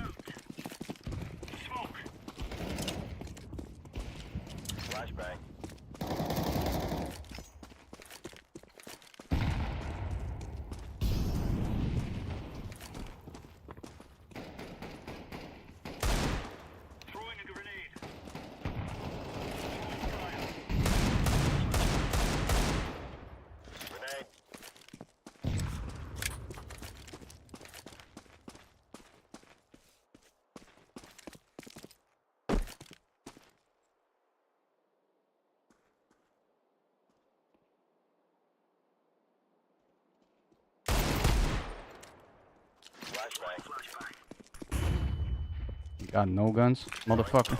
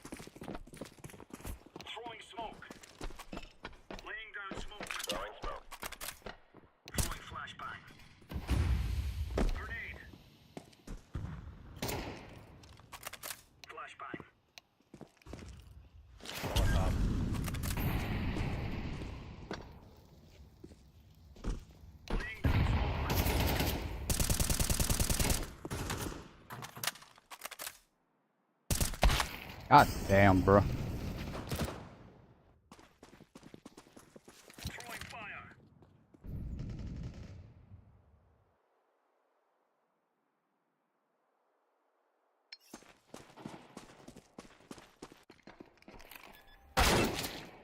Woo! That boy hidden.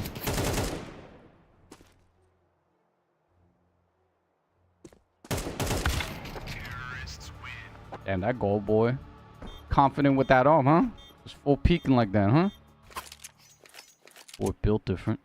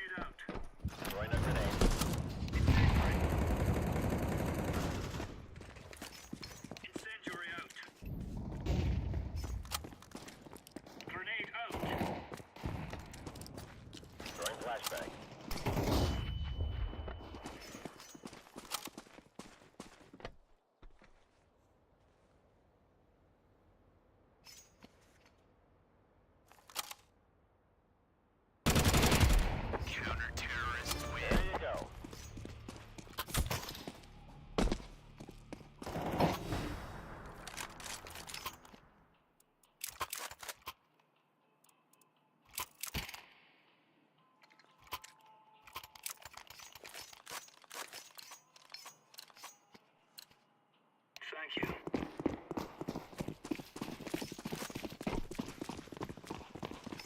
Grenade out. Throwing fire. Grenade out. Throwing flashbang. Smoke. Smoke. Throwing a grenade.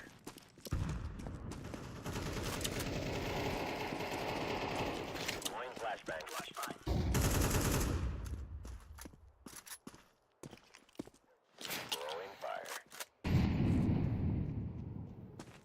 Throwing smoke.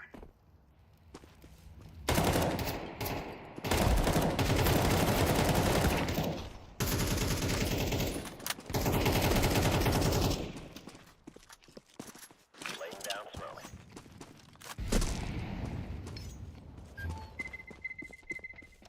Throwing fire. Bomb has been planted.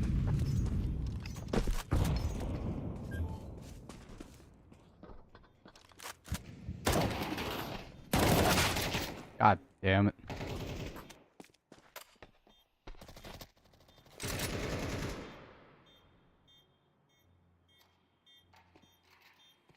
Terrorists win.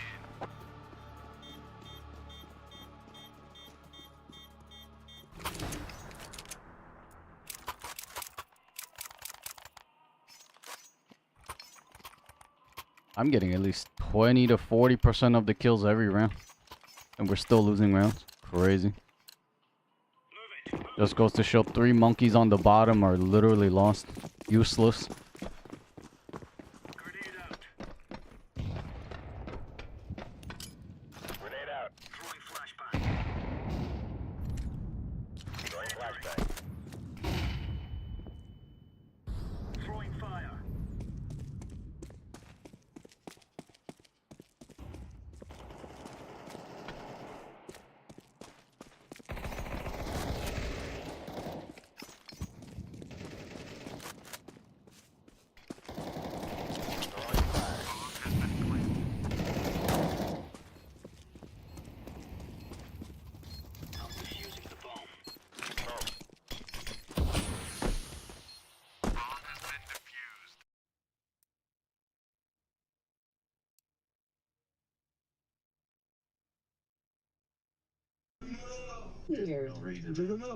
Told you.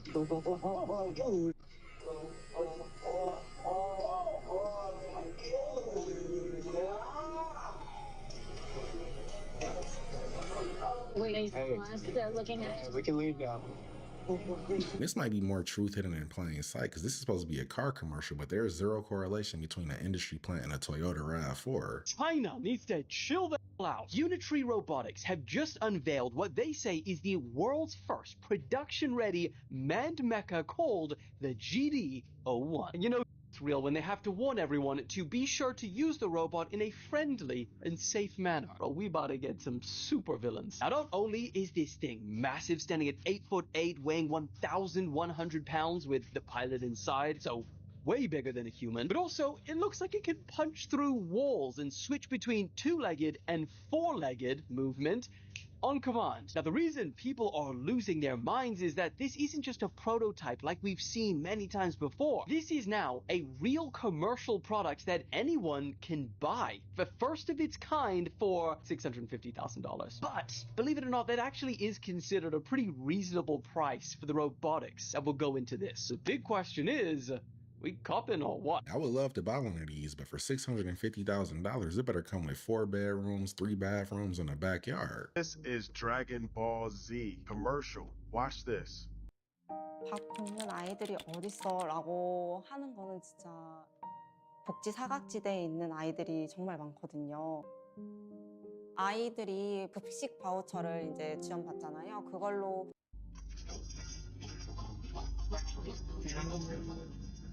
Did y'all see that? Did you catch that? It's Gohan and Videl driving in a car. And what numbers does the car have on it? Take a look. 6, 6, and 6 on the number of the car. Not only that, above the numbers is the name Satan.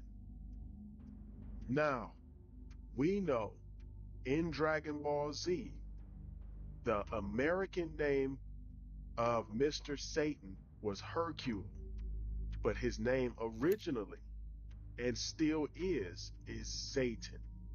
And his daughter's name is Videl. And if you switch it around, it goes to Devil. Satan 666, and the Satan's daughter's name is Devil spelled backwards. Coincidence? This stuff went right over my head as a kid. I didn't know when I was watching Dragon Ball Z, I was really watching Moloch Ball Z. I have no clue who these people are or what they're doing, but they're on our top field. Who the What are y'all doing? I don't know about you, but I call this trespassing.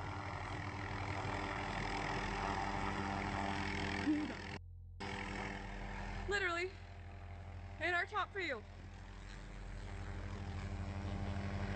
Oh, there they go.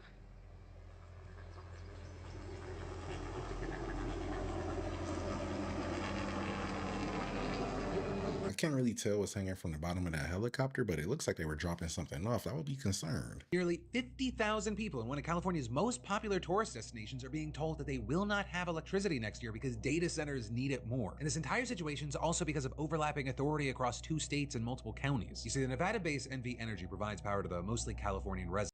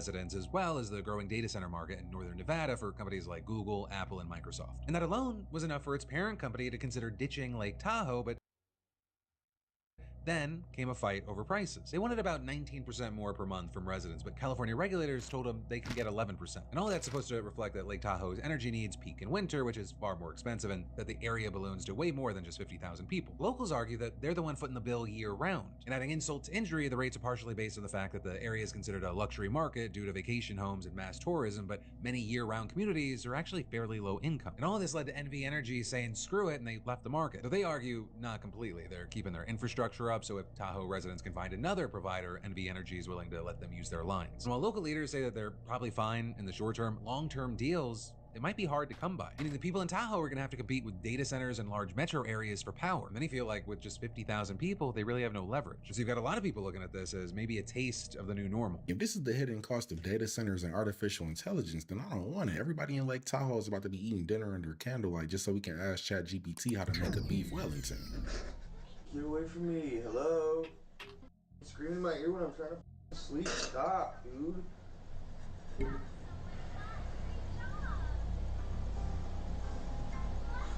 Stop, dude.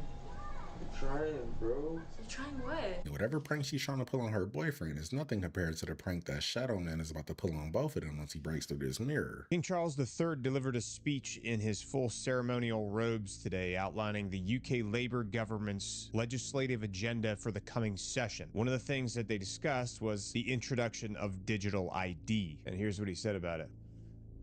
My ministers will also proceed with the introduction of digital ID that will modernize how citizens interact with public services.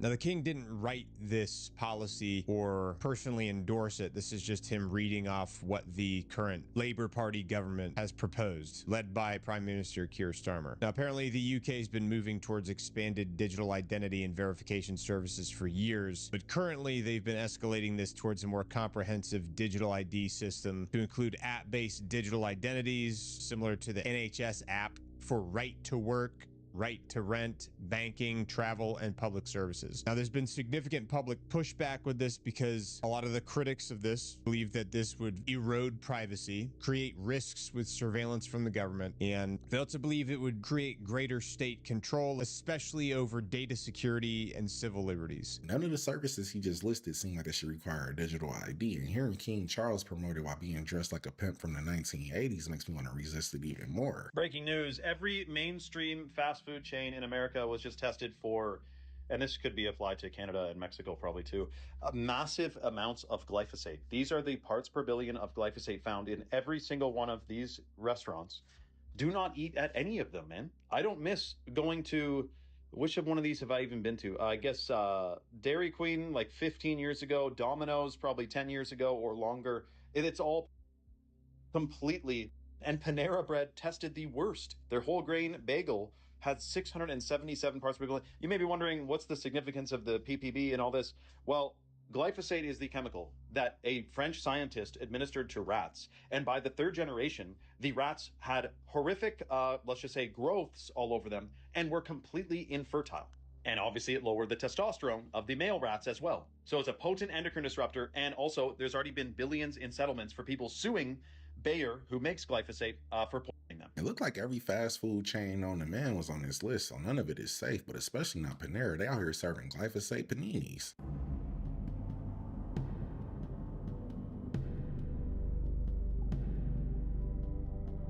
Quick, strange transformation that left many viewers puzzled, whether it was just a camera error or something else.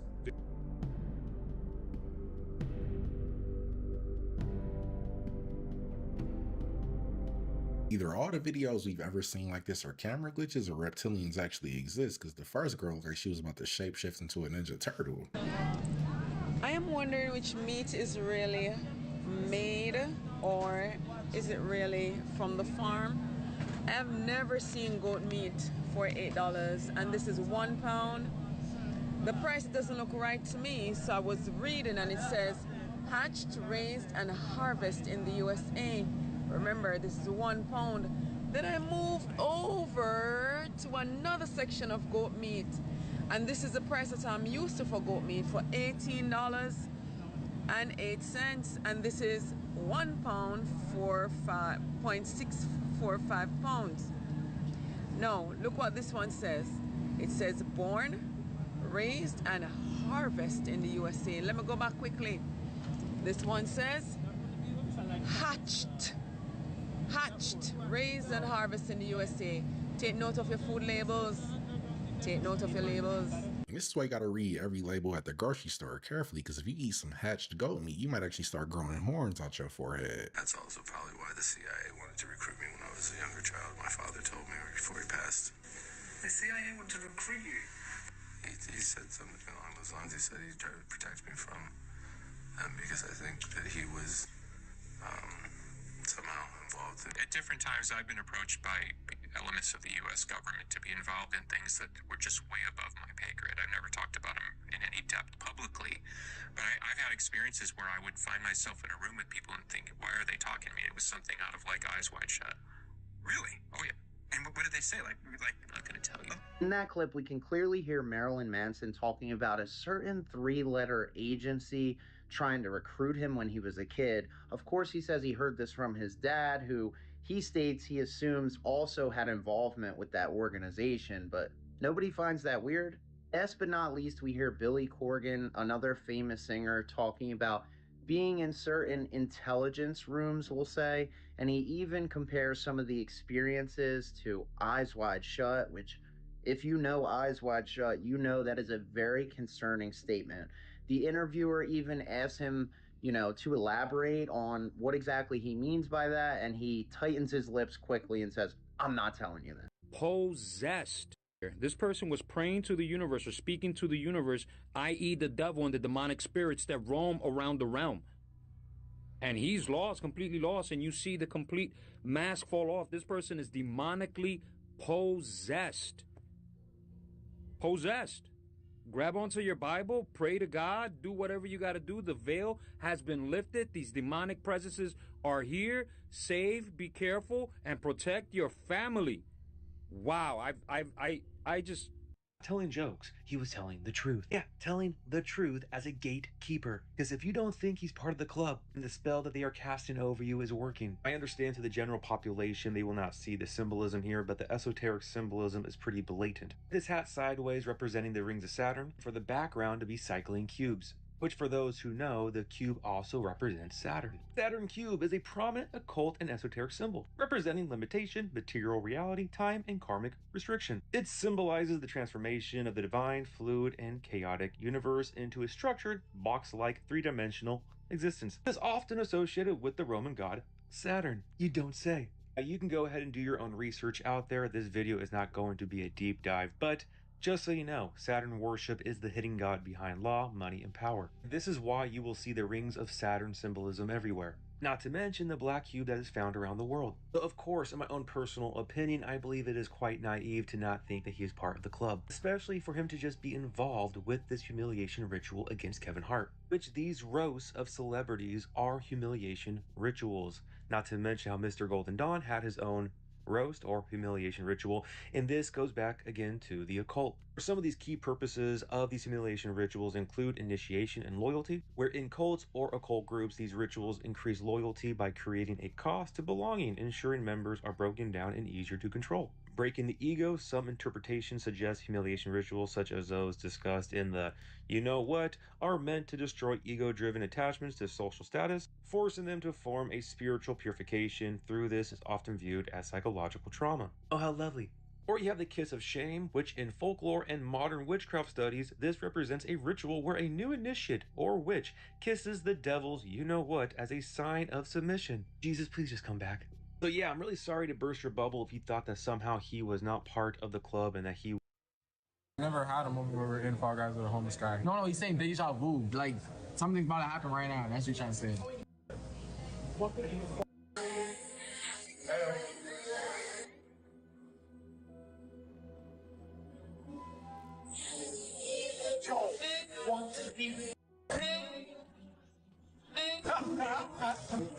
How did he call that? What the hell? How the And this prediction was spot on. If he could have deja vu about the Powerball numbers, he'd never have to work another day in his life. Welcome to my Sunday, where I literally am driving down the road. I can't, I'm shaking. And I see this little guy. Do y'all see him? There's a freaking snake in my car. You can tell she was terrified by the way she stopped in the middle of the road. She didn't even waste time pulling into a parking lot. Did you know that there's a whole underground city beneath the streets of Edinburgh? This is Mary King's Close. You'll find the entrance just off the Royal Mile. Journey deep into Edinburgh's hidden history, into a preserved 17th century city.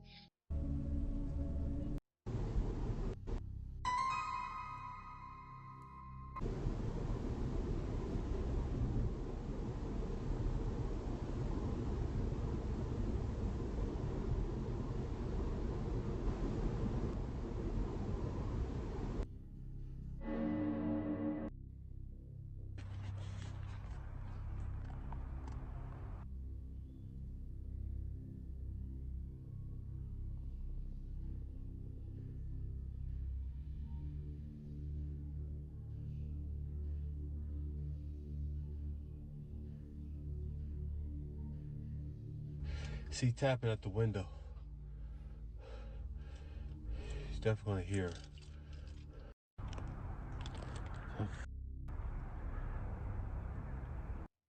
No. I don't know why he stopped to invest. Moving, but it's I'm gonna tell you, it's an organism for sure. Unless like, I mean, it's alive. Is it like an animal, vegetable, or mineral? I mean, it's plant. Is that it's alive? Oh, that's not a piece of bacon. Yeah. Oh. Works for high-profile people and high-profile people alone. If somebody tries to kidnap your daughter for $1 million. Banakon din. Banakon gani. Yung banakon yun. Uy, banakon siya, Drums. Not bugging. What the? What the are we eating? Like, what is life right now? Y'all see this? Maybe this meat is just rotten because I've never seen green steak before. It looks like she's making pan-seared gecko nuggets. But that was the video, guys. Don't forget to sub up, hit that hype button if you enjoyed the video, and I'll catch you in the next one.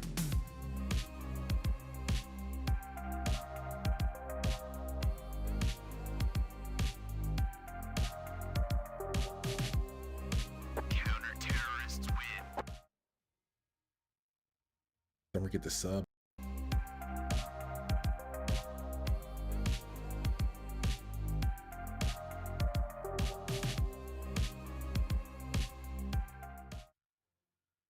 Pan-seared gecko nuggets. Next one.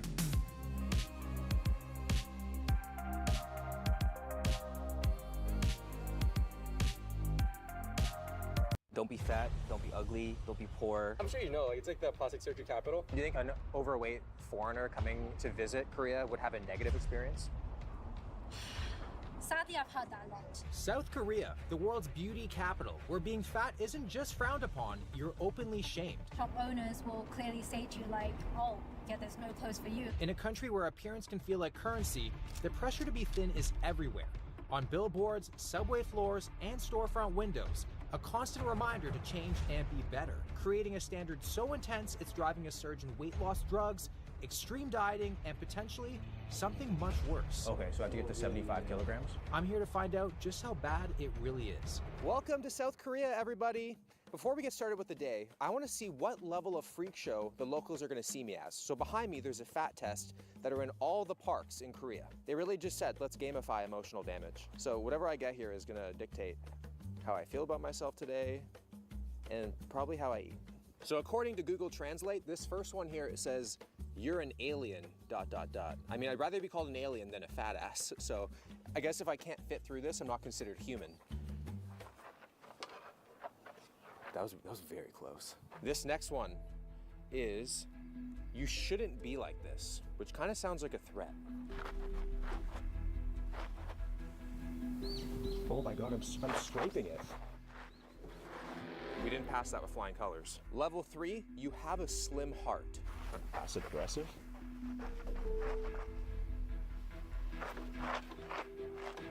No! I have a slim body! Okay, we're good there. Okay, so the next one is just chubby. So not as wordy as the other ones, but still just as hurtful.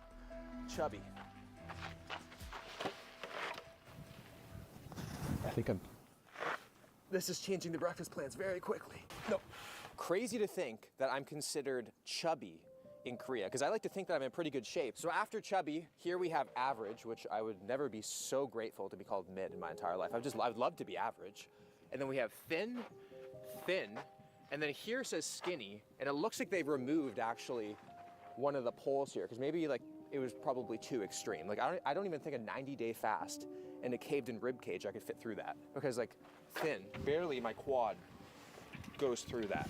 And the crazy thing about all of this is that this is literally in the middle of a children's park, and they're probably gonna see this as a game, and you wanna beat the game. So I just go to this, and if I can't fit through it, I'm gonna do whatever it takes. I've never seen a Coke Zero tall boy.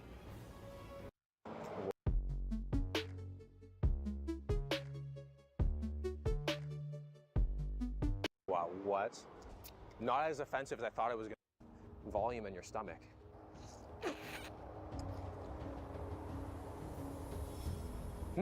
Not bad. Have a couple of these, like 3 of them for breakfast, and you're good. Crazy to think right now, as we speak, I'm losing weight, eating ice cream and jelly. There's no calories in it, but I'm burning calories talking to you. Think about that.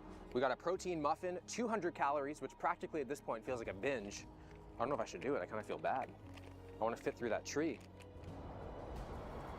Nailed it. Just a chubby boy in Korea enjoying a muffin. Running on just 200 calories for the day, I headed to another spot built entirely around low-calorie, zero-sugar options. We're in a zero-sugar cafe right now where the owner actually invented their own sweetener called Swello. Not to be confused with the Pokemon. But as you can see, they have protein overnight oats, no sugar added cream pudding. I got 2 spoons with my order, so I don't know if I'm being fat shamed right now, because to me, this looks like a meal for one. But maybe she thinks that I need to share it. The chubby boy over here. But we got the overnight oats, we got a drink. I've given this place multiple opportunities to earn my trust. So it's sugar-free, low-calorie, and gluten-free. So my mouth isn't exactly watering over here, but you never know. Let's try this overnight oats. Oh, it's thick. Just put it in right like that. I love when it's thick. If it doesn't fight back a little, I don't want it.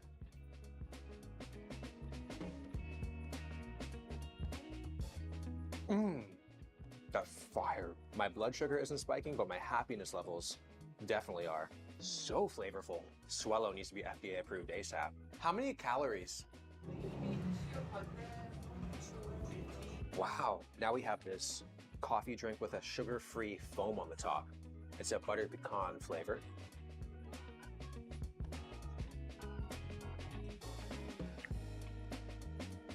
Scrumptious. So far, we have been given every opportunity to be skinny and no opportunity to blame the food.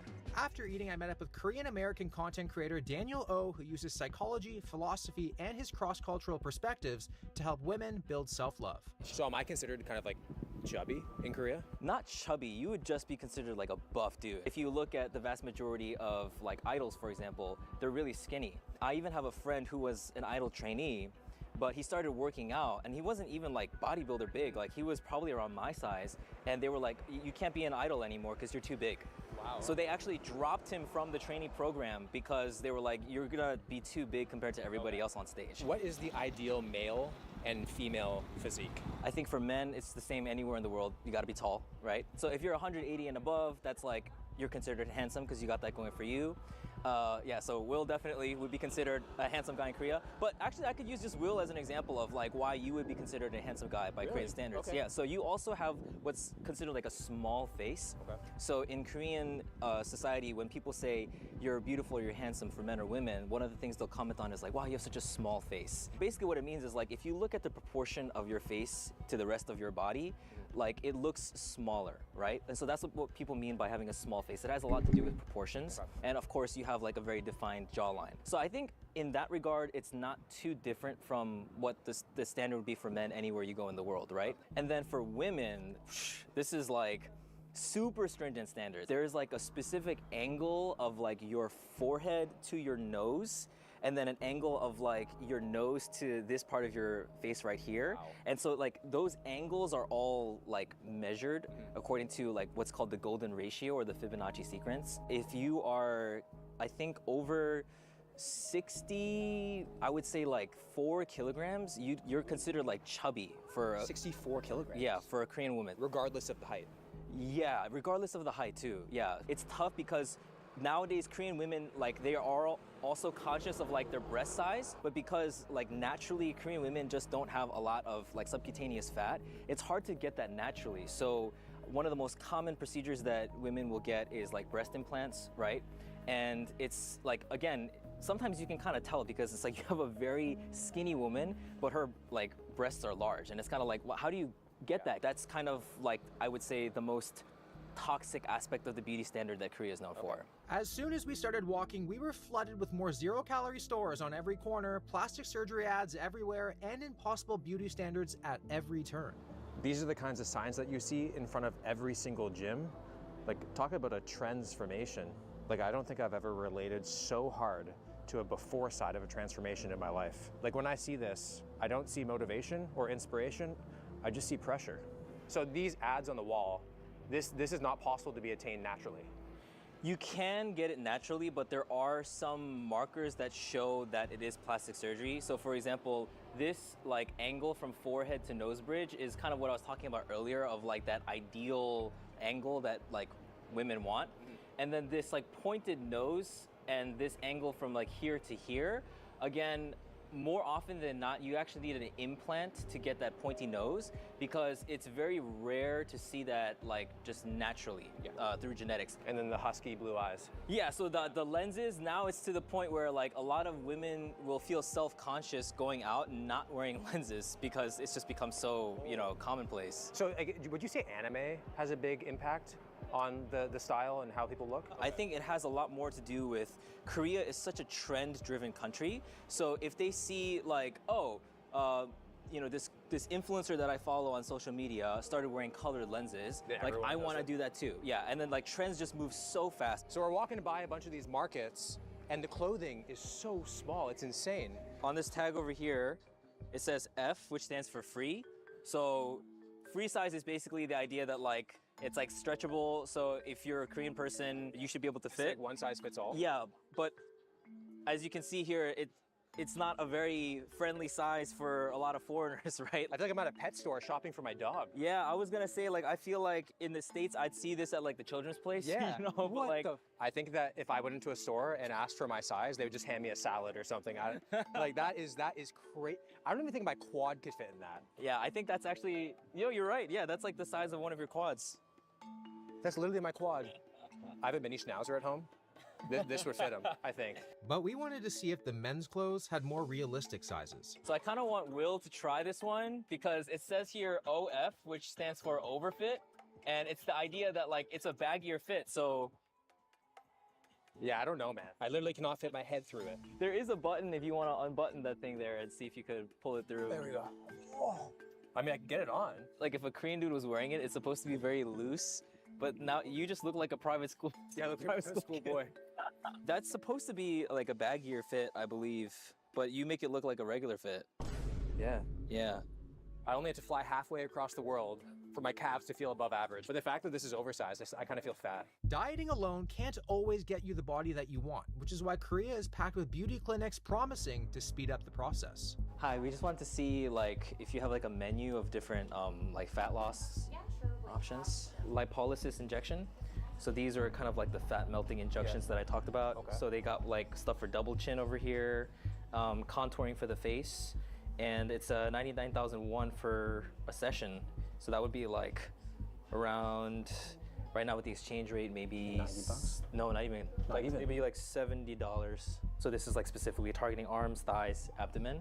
It's like very popular because again, it's like it's hard to actually do the work of like eating properly, moving properly, right? But it's like, why do all that when you can just melt it off? Yeah, and like shot? the proportions that are like people want to see are literally impossible to get. So Exactly. you have to do it this way. That's right, because you can't target fat loss through natural means, right? You guys want to see the ampoules, right? This is the violet injection, one of the most famous fat melting injection in the world. It actually kills the fat tissue. Are some of the people coming in pretty young asking for this stuff? Yeah, sometimes, but usually 40 to 50. Would you ever have any like thinner people come in requesting stuff like this? Sometimes. Sometimes. But I try to tell him to do another thing, like more smooth way. This is kind of aggressive way to reduce fat. So what do you think of Korea's body image culture? Unimportant. Actually, I like it because I get money from those kind of culture.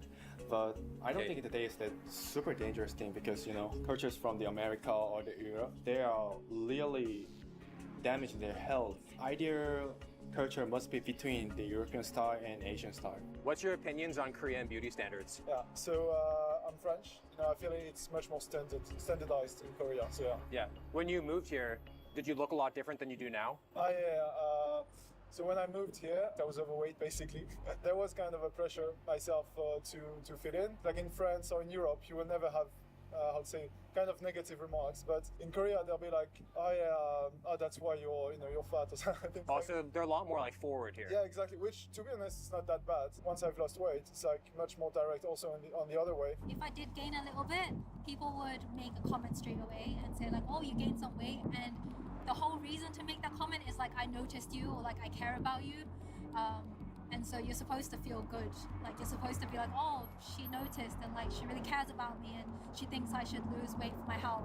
Are Koreans a lot more direct with how you look? Because I feel like in North America, if someone gained weight, you wouldn't really say it, but maybe you just like think it. So here they actually would just tell you straight to your face? Straight to your face. Even like when I meet up with my friends and I haven't seen them in a while, if like my skin is looking worse, they'll be like, oh, yeah, you just got looks like you got some trouble on your face.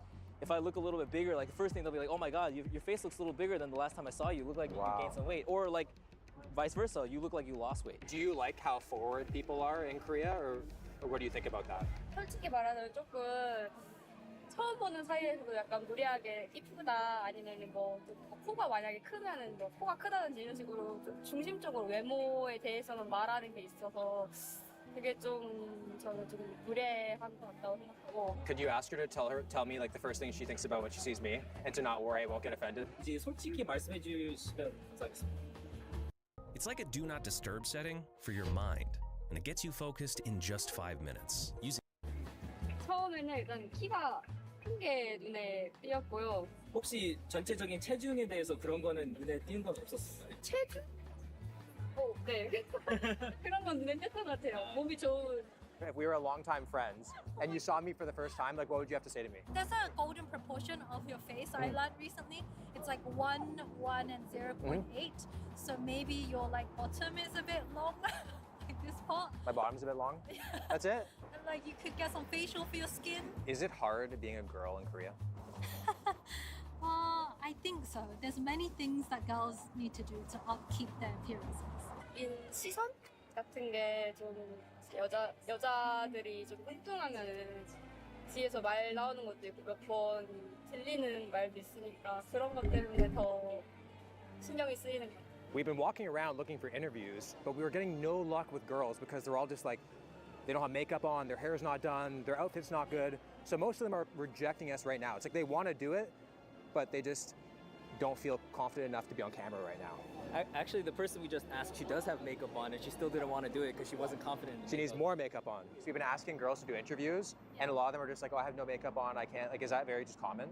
Oh yeah, if you like leave the house without makeup on, then mostly you'd wear a cap or like a mask to cover your face. When looking for like a girlfriend, like what kind of traits are you attracted to? 일단 외적으로 봤을 때는 저는 약간 좀 눈이 크고 좀 예쁜 헤어스타일이 있는 사람을 좀 좋아하는 것 같아요. 그리고 약간 내적으로 봤을 때는 뭔가 자기 일에 집중하고 뭐랄까 본인의 일을 할 때 좀 행복해하는 사람을 좀. Say something.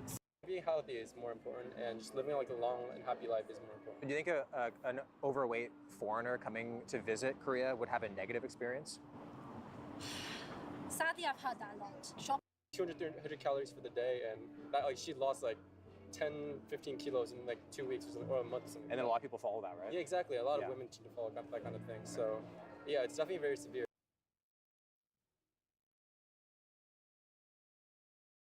Good afternoon, folks. Today, they're gonna time you just in case you yellow card. There you go. Are you ready? Yeah. Right, 3, 2, 1, on you go. Here we go. Interesting. Really nice. You see, I told you they wouldn't do this in 3 minutes. The burger's good, you know. It looked like it was good. I mean, it's Wagyu, right? It is it's a Wagyu steak burger, apparently. You're doing your Yoda impression halfway through there. That was a good one. Look, we got a big crowd now. As per the rules of the restaurant, you would have 25 seconds left to finish it. That's mental. My hands are shaking.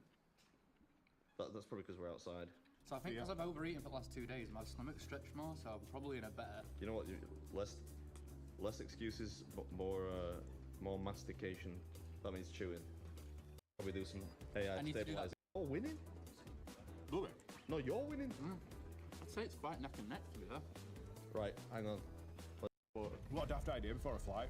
Or less in the videos. At least you're willing to give it a go. A lot of people say they can do it, and then never try. Come on. That's a couple of mouthfuls. I have that down in below. This is a contest. Do a little dance. Yeah, I should have explained the rules beforehand. You ran one stop, got the train back one stop, and still finished it before these two. Yeah. Spider-Man. Oh yeah, look at that. That looks sort of exotic, that thing. Oh, this is neck and neck with the right type of music. Right, I've been Josh Goodgen and that was the Burger Stack Challenge. Oh, woo! Yeah, hang on. Clean that debris, Mr. Gudgeon. Oh, it's a photo finish. Who's got it? One more. Get that bit of red cabbage. Just mate, I'm done. Alright, I reckon we got to give that to Josh. Well done, mate.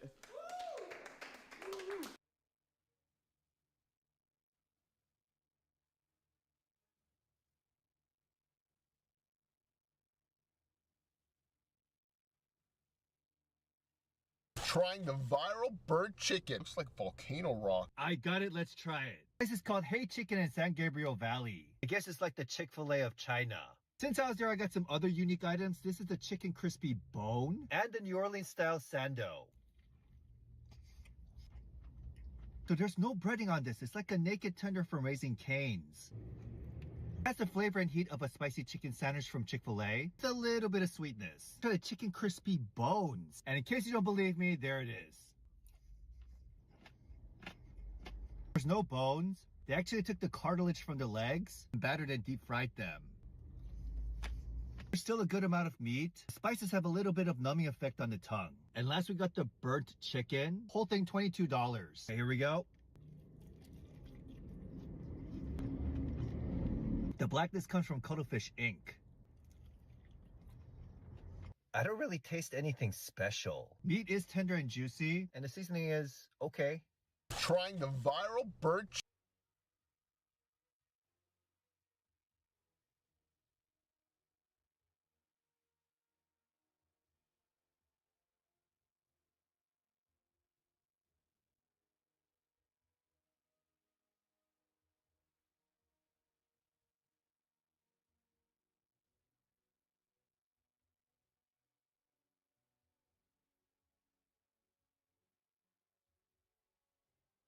This is the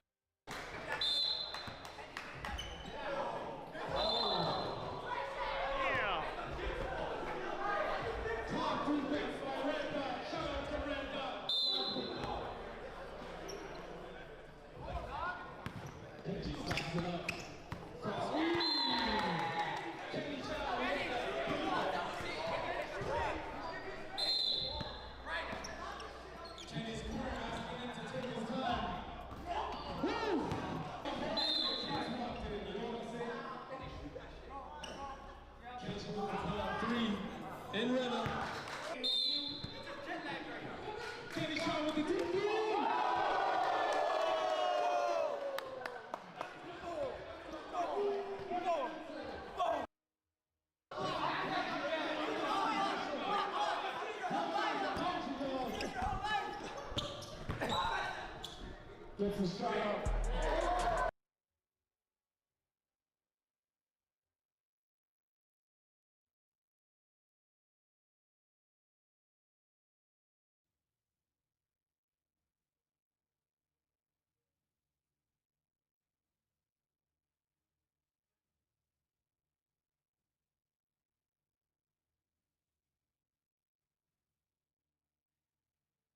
out. They know they're both right there for the taking, and we go 4 up for Falcons at the end of this one with a rock-solid triple from Kyosuke. It's amazing on the hold, man.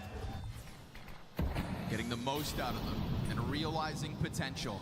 They played Dust 2 recently, though. They played it on a completely different level.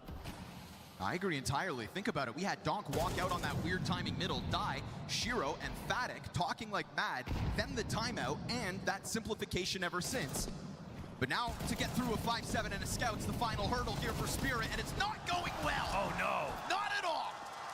3 kills towards tunnels, upgrades grabbed, pressure out of the CT spawn, and Team Spirit go back to playing with the clock.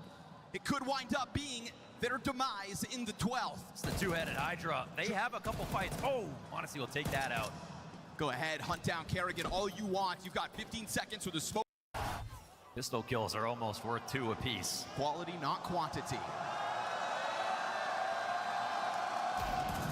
Whole pack of players on the other side of that. They figure out what's going on. Magix just lets loose on the lead. Ooh, little fadeaway USP for the style points. On for the ace. Yeah, make it happen, Magic. A round this convincing on a rifle at a Spirit in that first half, so they'll feel very good. This is Team Spirit looking to take the gloves off. This is a high-risk, high-reward situation. If you can stop Falcons after their first terrorist round win, then good on you. Tanir's gonna come totally blindside Kerrigan, which means Falcons probably aren't ready for the rest of this. Missed off shot. Donk dead. TSS on the rebuttal, but Tanir sticks around, and as he does so, tears him apart. Oh yeah, it's welcome for Tanir. Triple kill off that cat push as the lower tunnel play didn't pan out. He makes up for it in spades. Now, this is a round that you just don't want to let get close, essentially. You know the job is basically done.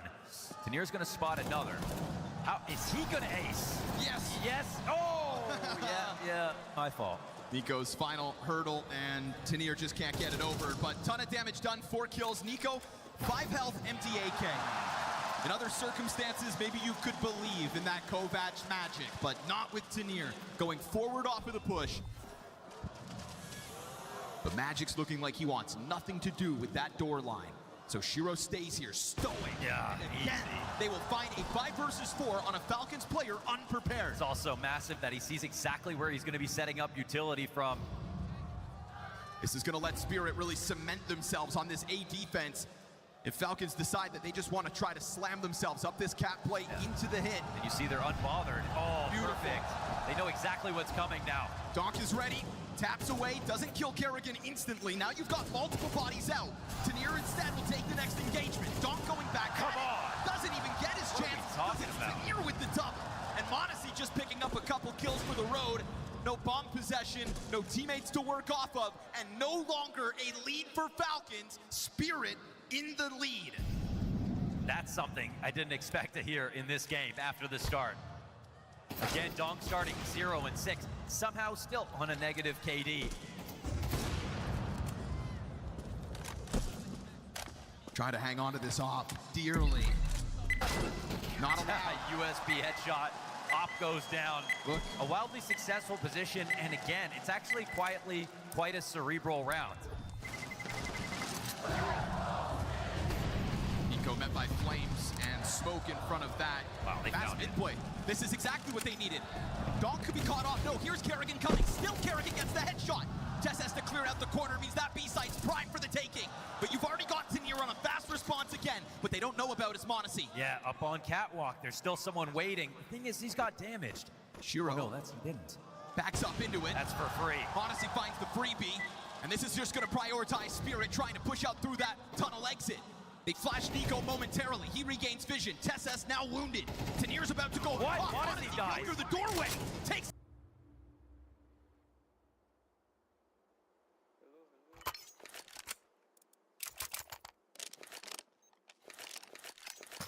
Counter-terrorists win.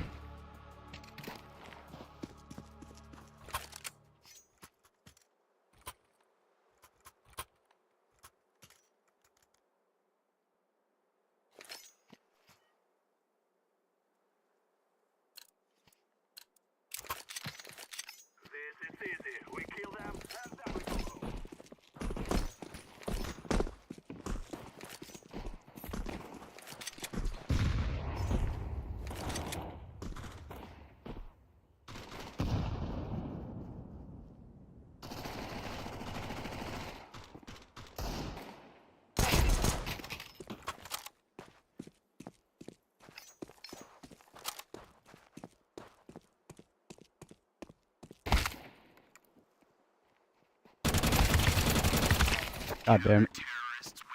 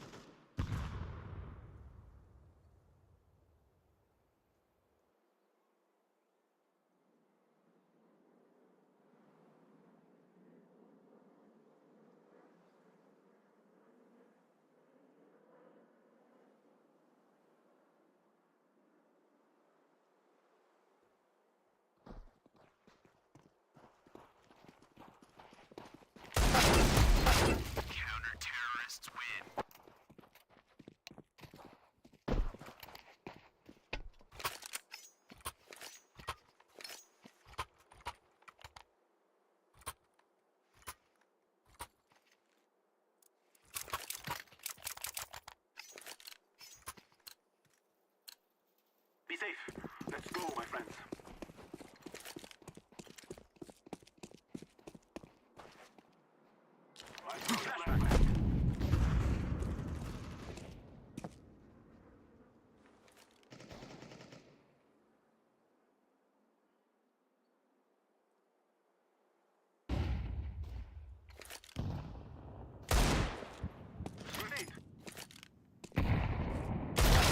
Ooh.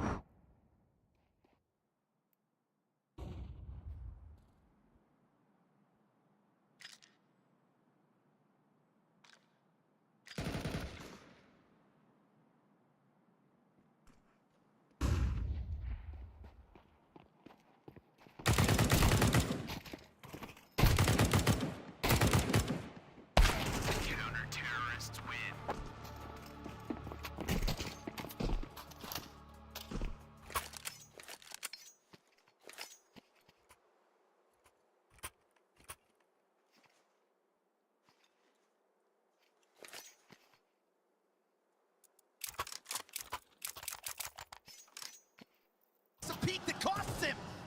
once more. 2 players left, and it's Nico to spell the difference. Ooh, gets Falcons ugly. respond. Yeah, they do. Big time. Fast mid B play. No one holding on to it. Unless he takes a first kill early, it's going to get a little scary for the B players. Does it come his way? He's playing active. Shot through the door. Well done to at least wound Kyosuke. Middle will not be as free as Falcons found it last round, but Kerrigan does still lead this charge with bomb. He wants to call this bluff. Kerrigan's... Kyosuke holds... Oh, now he's angry. Yeah. Them to shine there. Go MP9s to the top of middle. 4 SMGs in this round for Spirit. Trying to get this force buy underway. They'll take that fast clash to top mid, looking to usurp Falcon's start. Yeah, Kerrigan, I don't think he believes it. He knows somebody's in there. Doc dies for those efforts. But at that same time, Zontix robs one away with his MP9. Still, there's movement here from Spirit. We take that look towards ramp. He just goes to the other side of it. Yeah, some blood has been spilled on this round, so Falcons will have to reassess the situation. Shiro's got an open line. This would be one hell of a flick. No smoke either here for Falcons. That scout's going to be a looming threat. Excuse me. There it goes. Just the right piece of util to now push the pressure onto Magix. In contrast, no splash. Separates the first one from the rest of the pack, but Nico's trade's good. Remember, Zontix was low from this earlier engagement over on that A site, and he is nowhere to be found. And Shiro has had a couple of chances to hit some scout shots. And that's a tag. The charm. A little bit of damage, just a bit of damage, could really now just let him bank on Zontix being able to come through with impact. So he'll give a little space back over. Nico's trying to keep an eye up on this flank, but it doesn't necessarily mean he can watch it the whole time. Honestly, leans far back. He's playing an interesting spot where, you know, Van might get cleared and no one's there. Zontix is looking for Nico, but he's just hoping to go.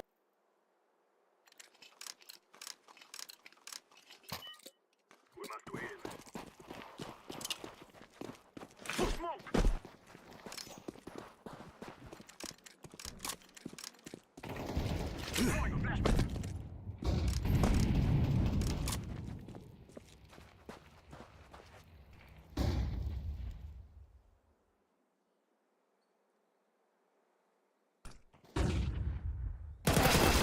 What the fuck is this shit?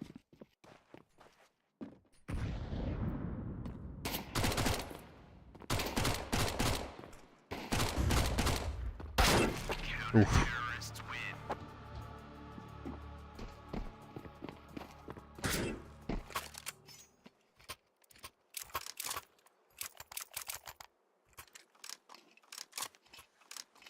Alright, see if I could take the long duel. Ooh, 7 kills, 0 death. Let's see if I can put a dent in that.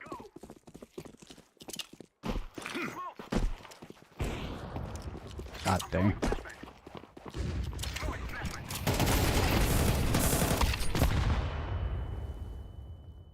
Of course, this fucking idiot just ducks in the door, blocks everything.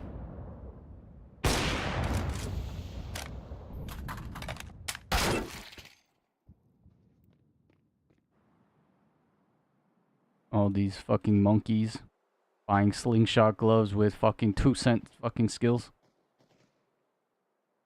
You would think if you are this bad at the game, you would have the self-consciousness to not fucking buy expensive shit. Makes you look even more retarded. Investing in a game that you have 0 skills in.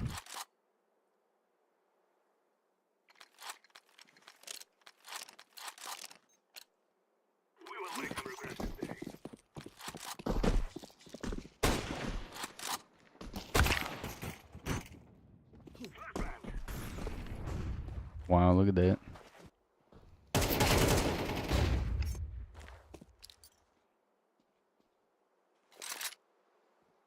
My God, just look at this fucking monkey's cross replacement. Holy shit.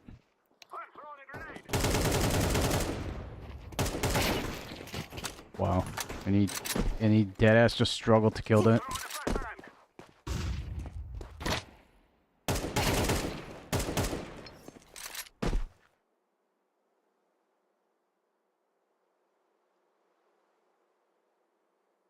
Go unnoticed. It's going to take a hard clear from above him. Nico actually pushing off from beyond that wall. He actually didn't see that. That is just beautiful timing, isn't it? It falls on the scout to pull this off. And remember, no kit at 10 seconds. This round's a foregone conclusion. It's just about the cost, and that part is effective. Shiro Gonna topple Nico, but it was Nico to reopen this round with a kill on catwalk to push into the B site. And Monacy makes sure that he just gives him something to think about. Make sure that the Do.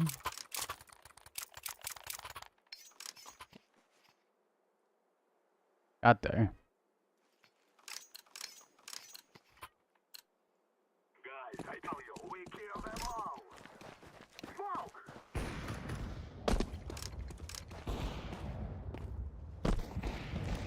Grenade! Throwing fire!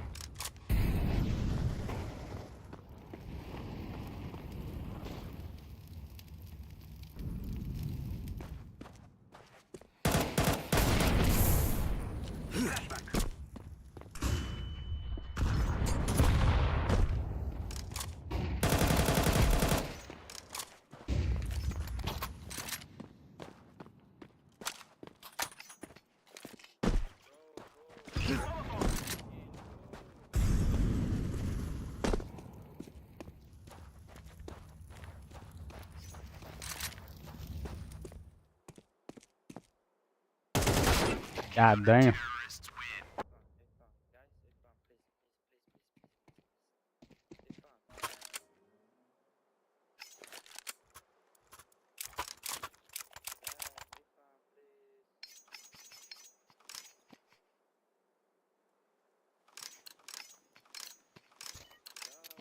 So that we may be free. Smoke! Smoke! I'm going flashback. I'm going flashback.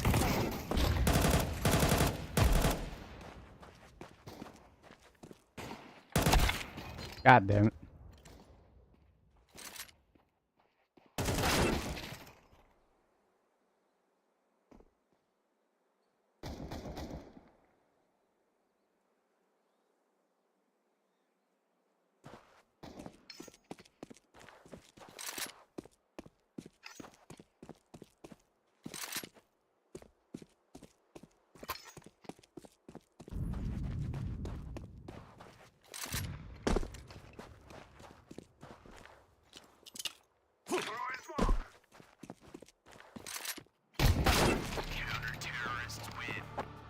My god, so many bots.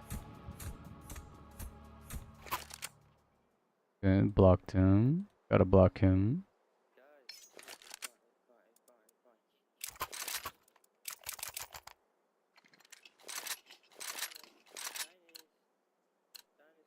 Let's go, let's go. Smoke! Flashback. Throwing a flashback. Holy crap.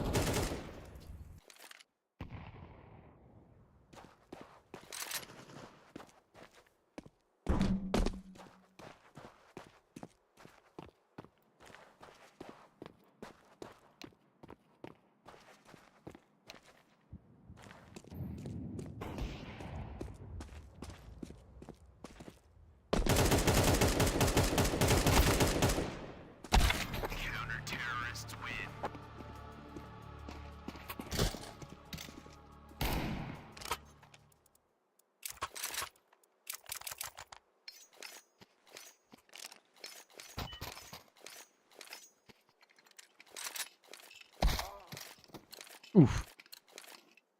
Oof. We will drive them from our lands. I'm throwing smoke. Throwing a flashback. I'm throwing a grenade flashback. Ooh, feels bad.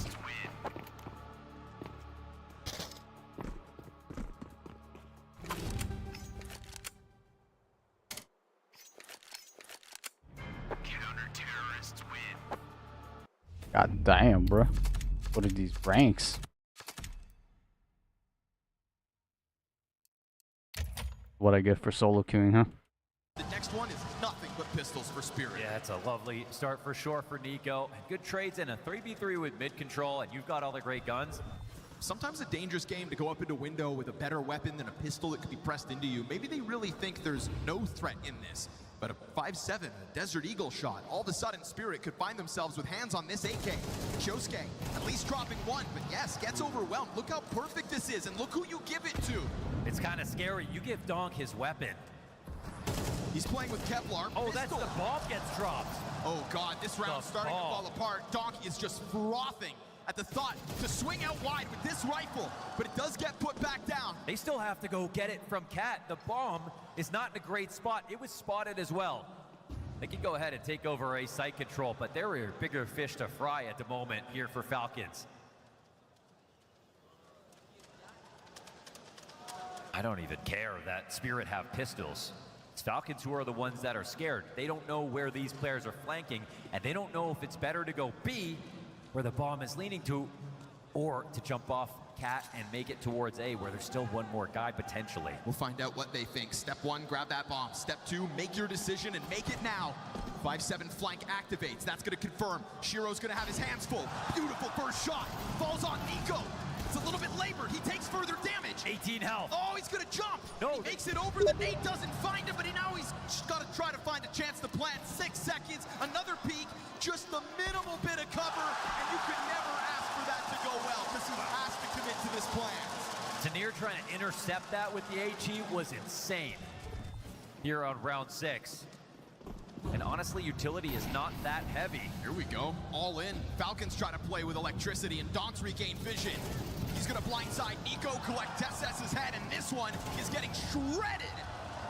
Wow. Total stoppage on that A-ramp. A 1v5 attempt for Monacy, 2 kills in at least. But that is not what Falcons had visualized when they came running up that ramp. Damn, that is an insanely scrimmy call to make. There's no molly under Balk. Obviously, this entire thing's running. They're just lamp flashing out of ramp. And because Donk is sitting there, he's happy. He's got to call this Monacy's first kill. This shot. Oh, a chance.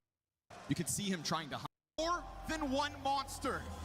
This band of demons feels unchained. Back-to-back champions of PGL Astana crushing in Kazakhstan. Team Spirit!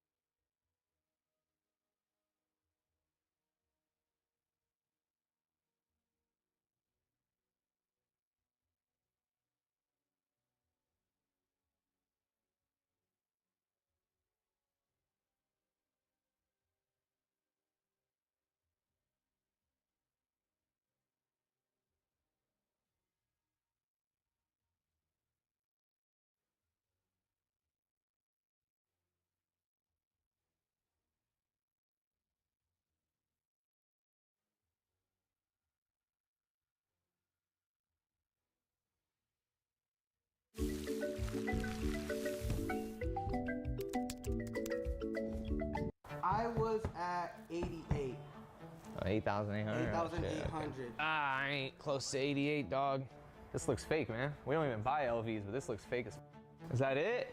Alright YouTube, welcome back to another video. First things first, I just want to say thank you. Thank you to everybody that has been supporting and stuff. Alright you guys, for those of y'all that don't know, I've been working at Cool Kicks for literally almost 10 years now. The 10-year anniversary for the store is literally next month. So with being there 10 years, over time you start to remember regular sellers and regular people that come in, and you especially will remember the people that came in trying to sell fakes throughout the years, especially those people that came in trying to sell fakes multiple times on multiple occasions with multiple different shoes. Well, this good gentleman has been coming to this store for for 10 years, I believe. And yeah, people try selling fakes all the time. We typically will just pass on it and keep it going. But this guy's a repeated suspect. And the last time he came into the store, he tried coming in with a hat and a mask covering his face, thinking we wouldn't recognize him, but of course we did. And today he came in with some sunglasses on. Now I could be wrong. I could be wrong. It might be a part of the new swag. It might be a part of the outfit. But my predictions are he was hoping I wasn't gonna recognize him, and he thought he would be able to pull a quick one on me today. But I could be wrong.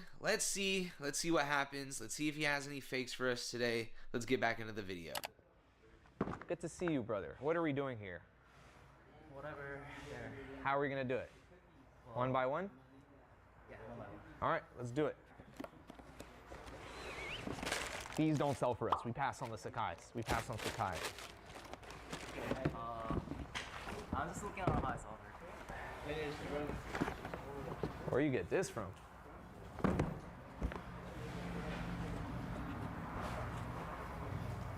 This looks fake, man. We don't even buy LVs, but this looks fake as f. Is it? Yeah, it's super fake. I don't even know how to legit check LVs, but this is fake as f. The size tag. Found in my car still. Oh man, you always do this, man. You always do something like this, man. Come on, man. This is fake. Okay, we pass on this.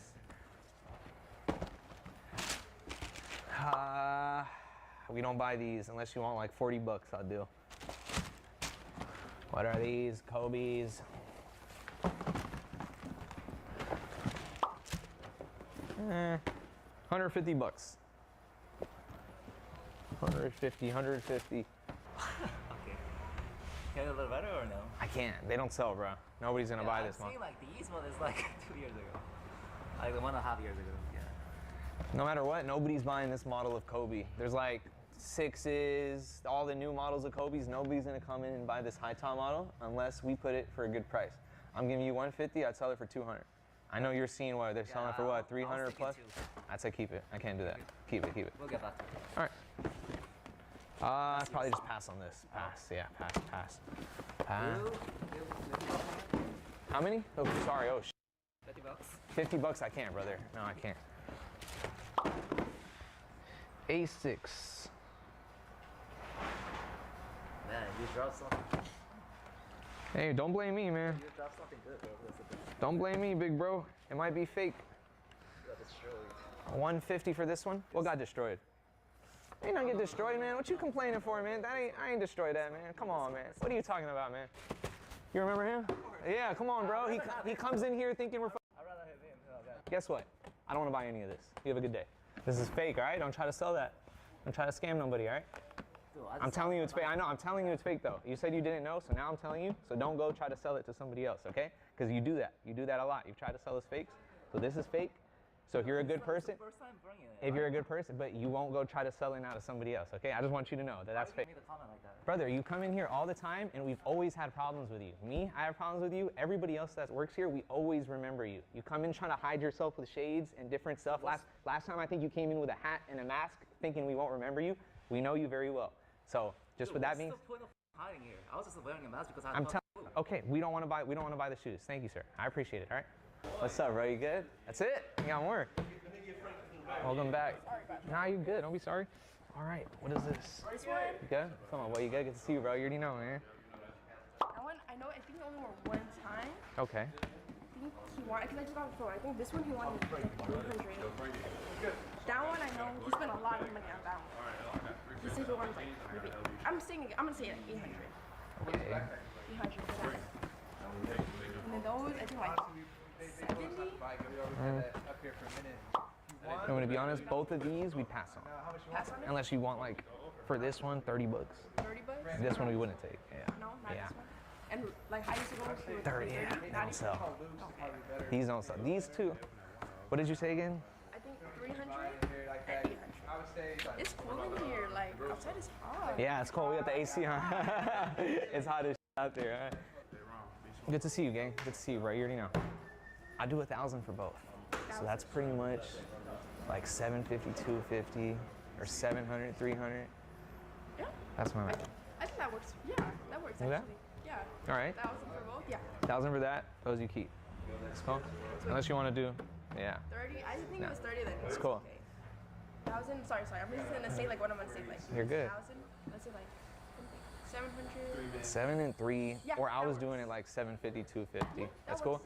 This is gonna be a check though. Anything over 600, we have to write a check. I know I've been giving you cash, so you have ID, right? It's in the car. Can I like, let me just go check something. Yeah. Cash, actually. Go ahead, do your thing. Okay, I'll be right back. These I'm gonna just take back. Yeah, go ahead, do your thing. Well, it's as long as you have an ID, you can go cash the check at the bank. We just don't give 600 over in cash. But go ahead, if you wanna ask, do your thing. I get it. Lost my wallet, so I need to see my other. I get it. You're good. For sure. This looks like a reseller special right here. Laker 4. Caitlin's X's.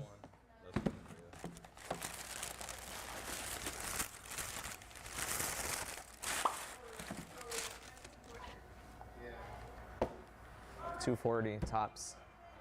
$250. $350. It's love. I was looking at 4 of those. I Love can't. there, 4 of those. This, any better? I can't. 250? I did that on that. I paid more on this. You paid more? How you pay more? I gotta check, I gotta double check. Your retail's $205. Right, it was right. 250 on the dot. That's what you paid? Yeah, they're not good. They're only, we sell them, honestly, we have them in here for $350, but we started selling them at $300. That means they're not moving, bro, so. I get 270. I can't. I'll do $250 a pair here, so $500. So $260, $240. $500 for those two. That's the best. Yeah, I'll fuck with you. Can you feel me? Not 4. $375. I'll meet you there, bro. I think 390 is my lowest, but I can't do it. I can't. Just keep that. Keep that. I'll do those two. 500? You can probably move that. Yes, sir. All right, dog. Good to see you, bro. Yes, sir. What's up, bro? You good? How are you, man? Good? What's the word, bro? What you got? What you got? Vans? Ooh,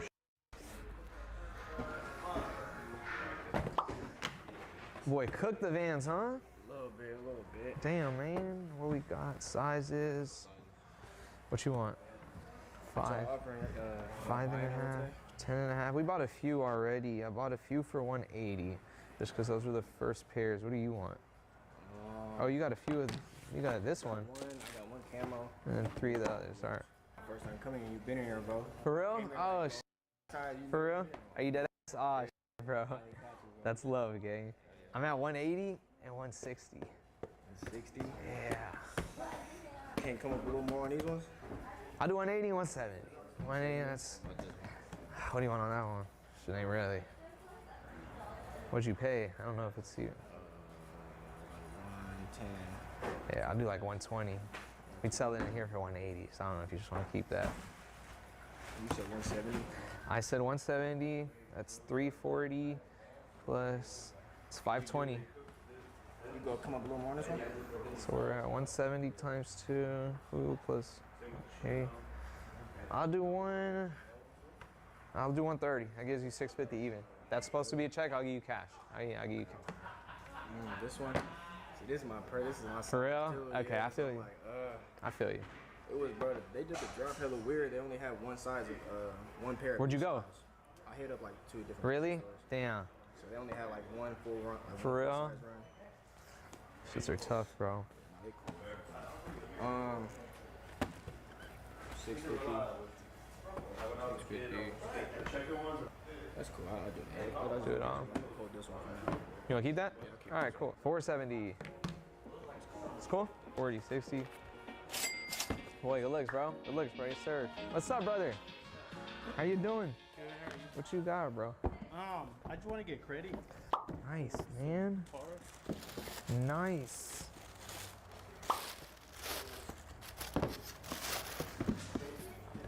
Man, oh man, oh man. Those are like souls that we made them. So.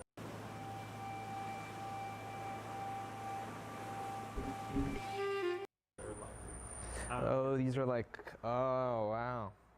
We would not buy this. This is pretty cool. One of 275, that's pretty cool. This is not a shoe we buy though. I could buy the Kobe, but it's honestly just gonna be like retail, bro. 12, yeah, man. I do 230 store credit, or 200. 230 credit? 230 credit. You, for sure, bro. Really? Oh, nice, bro. Mina, he has 230 credit? And I don't know if he has a shoe already up there. Oh, nice, yeah. I mean, we'll take some more for the right price. What we got? Different sizes. I don't know if you guys bought like smaller sizes already, but it's a 5, a 6, and a 10. Yeah, the smaller sizes aren't gonna. The 10, I'll give you 180. The small sizes, I'm at 170. Okay, so 185, 175. 185. The 10 is like at 220, but I mean, I'll take a little. 175 times 2 plus 1. 535. That's cool, bro. 3, 4, 5, 35, bro. 535. Good looks, bro. You already know how it going, right?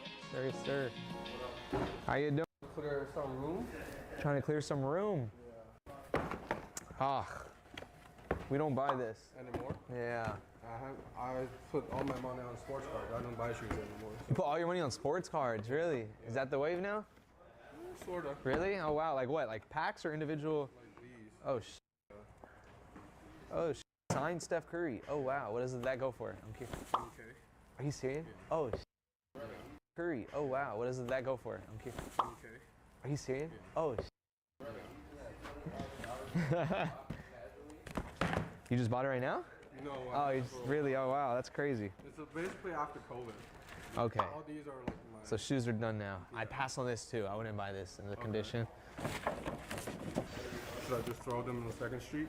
Yeah, I'd say that's your best bet. I mean, I could take something like this, but it's still gonna be less than 100 for something like this. Really? Yeah, these re-released. No, this is the yeah. I'm just gonna. Yeah, show you, Brandon, I'll do 100 for this. I'll do 100. Yeah. You can keep bringing them out. I'll tell you what I can give you or what I wouldn't. Like, these are trash. I wouldn't buy this. Okay. I wouldn't buy. This is brand new, but it's the wrong box. It's like a beak, so we typically don't take it unless you want. I'll do. Oh, it's the wrong box. Scans to that. I'll do 120, but yeah. I don't care. Rude, we don't buy Rude. What is it though? Oh shoot! Oh wow. Yeah, we don't buy this. Okay. No, that's different. It's old. It's really old. Do you guys buy those? No. Not the Easy 500. Okay. What is all that? I wouldn't. Try Second Street. I'd say. What's the store credit gonna be? Or 250 credit would do. I'll see. Go ahead, brother. Mark, man, what you got, bruh? Good? What's the word, bro? Same shit, man. What we do it, Mark. Look like you got good stuff for me today, man. You brought your good stuff for me. Thank you, bro. All right. Red, off-white, dunk. 200. Solid. Solid. Brand new, we paid 250. Dead ass? Brand new, we brought. 220. It's clean. All right, Mark. 220.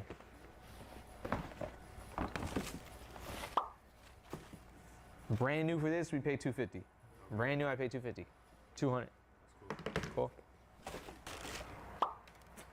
What do you want on this? Don't sell, bro. Hey, just keep this. They don't move. 100. They don't move, bro. They don't move. I'll do 120. 120?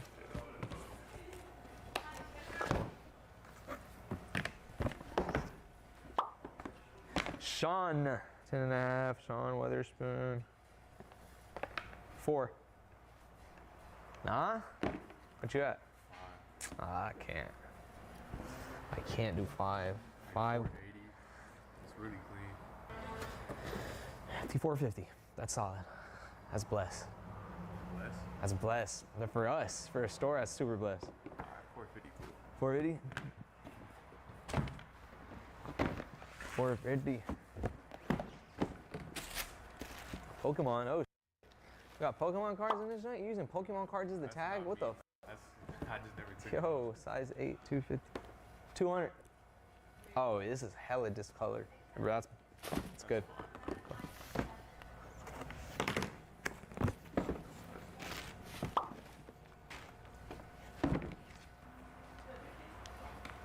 I didn't see that. Probably keep this. 220.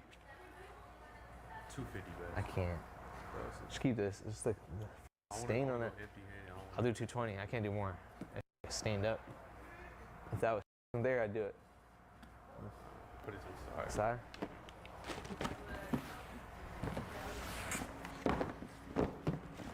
TSG. 180. 220. I can't. 200. 250. We got too many of these. 500 to go. 500 for both. I said 220. I can't, bro. 250's tops for this, and 220's low key tops for that. 250? 230. I'll do that. 230. I can't do 250. 250. Oh, this is a good one.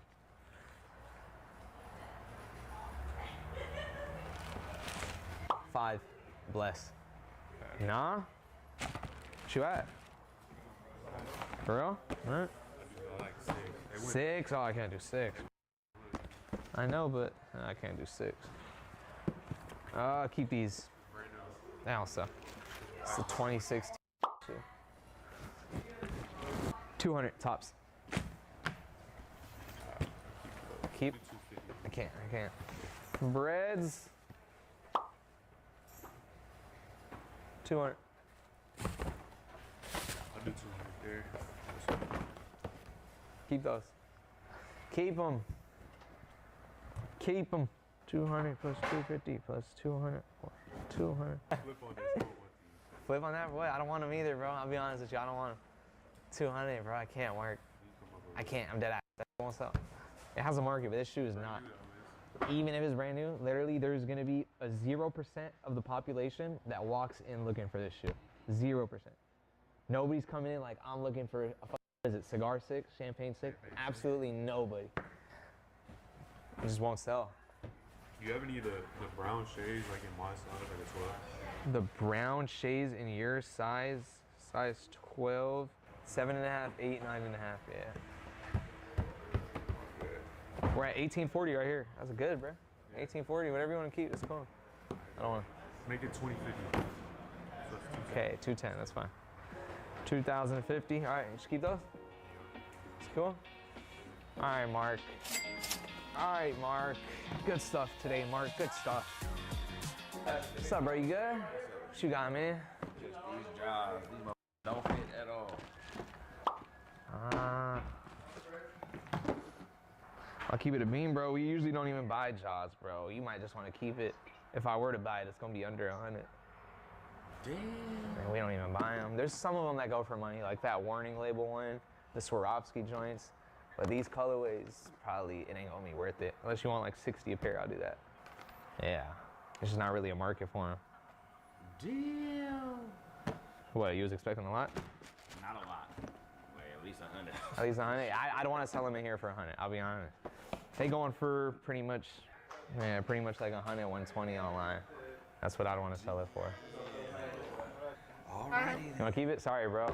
Good looks, bro. Have a good one, all right? Sir, bro. Have a good one. What's up with the home?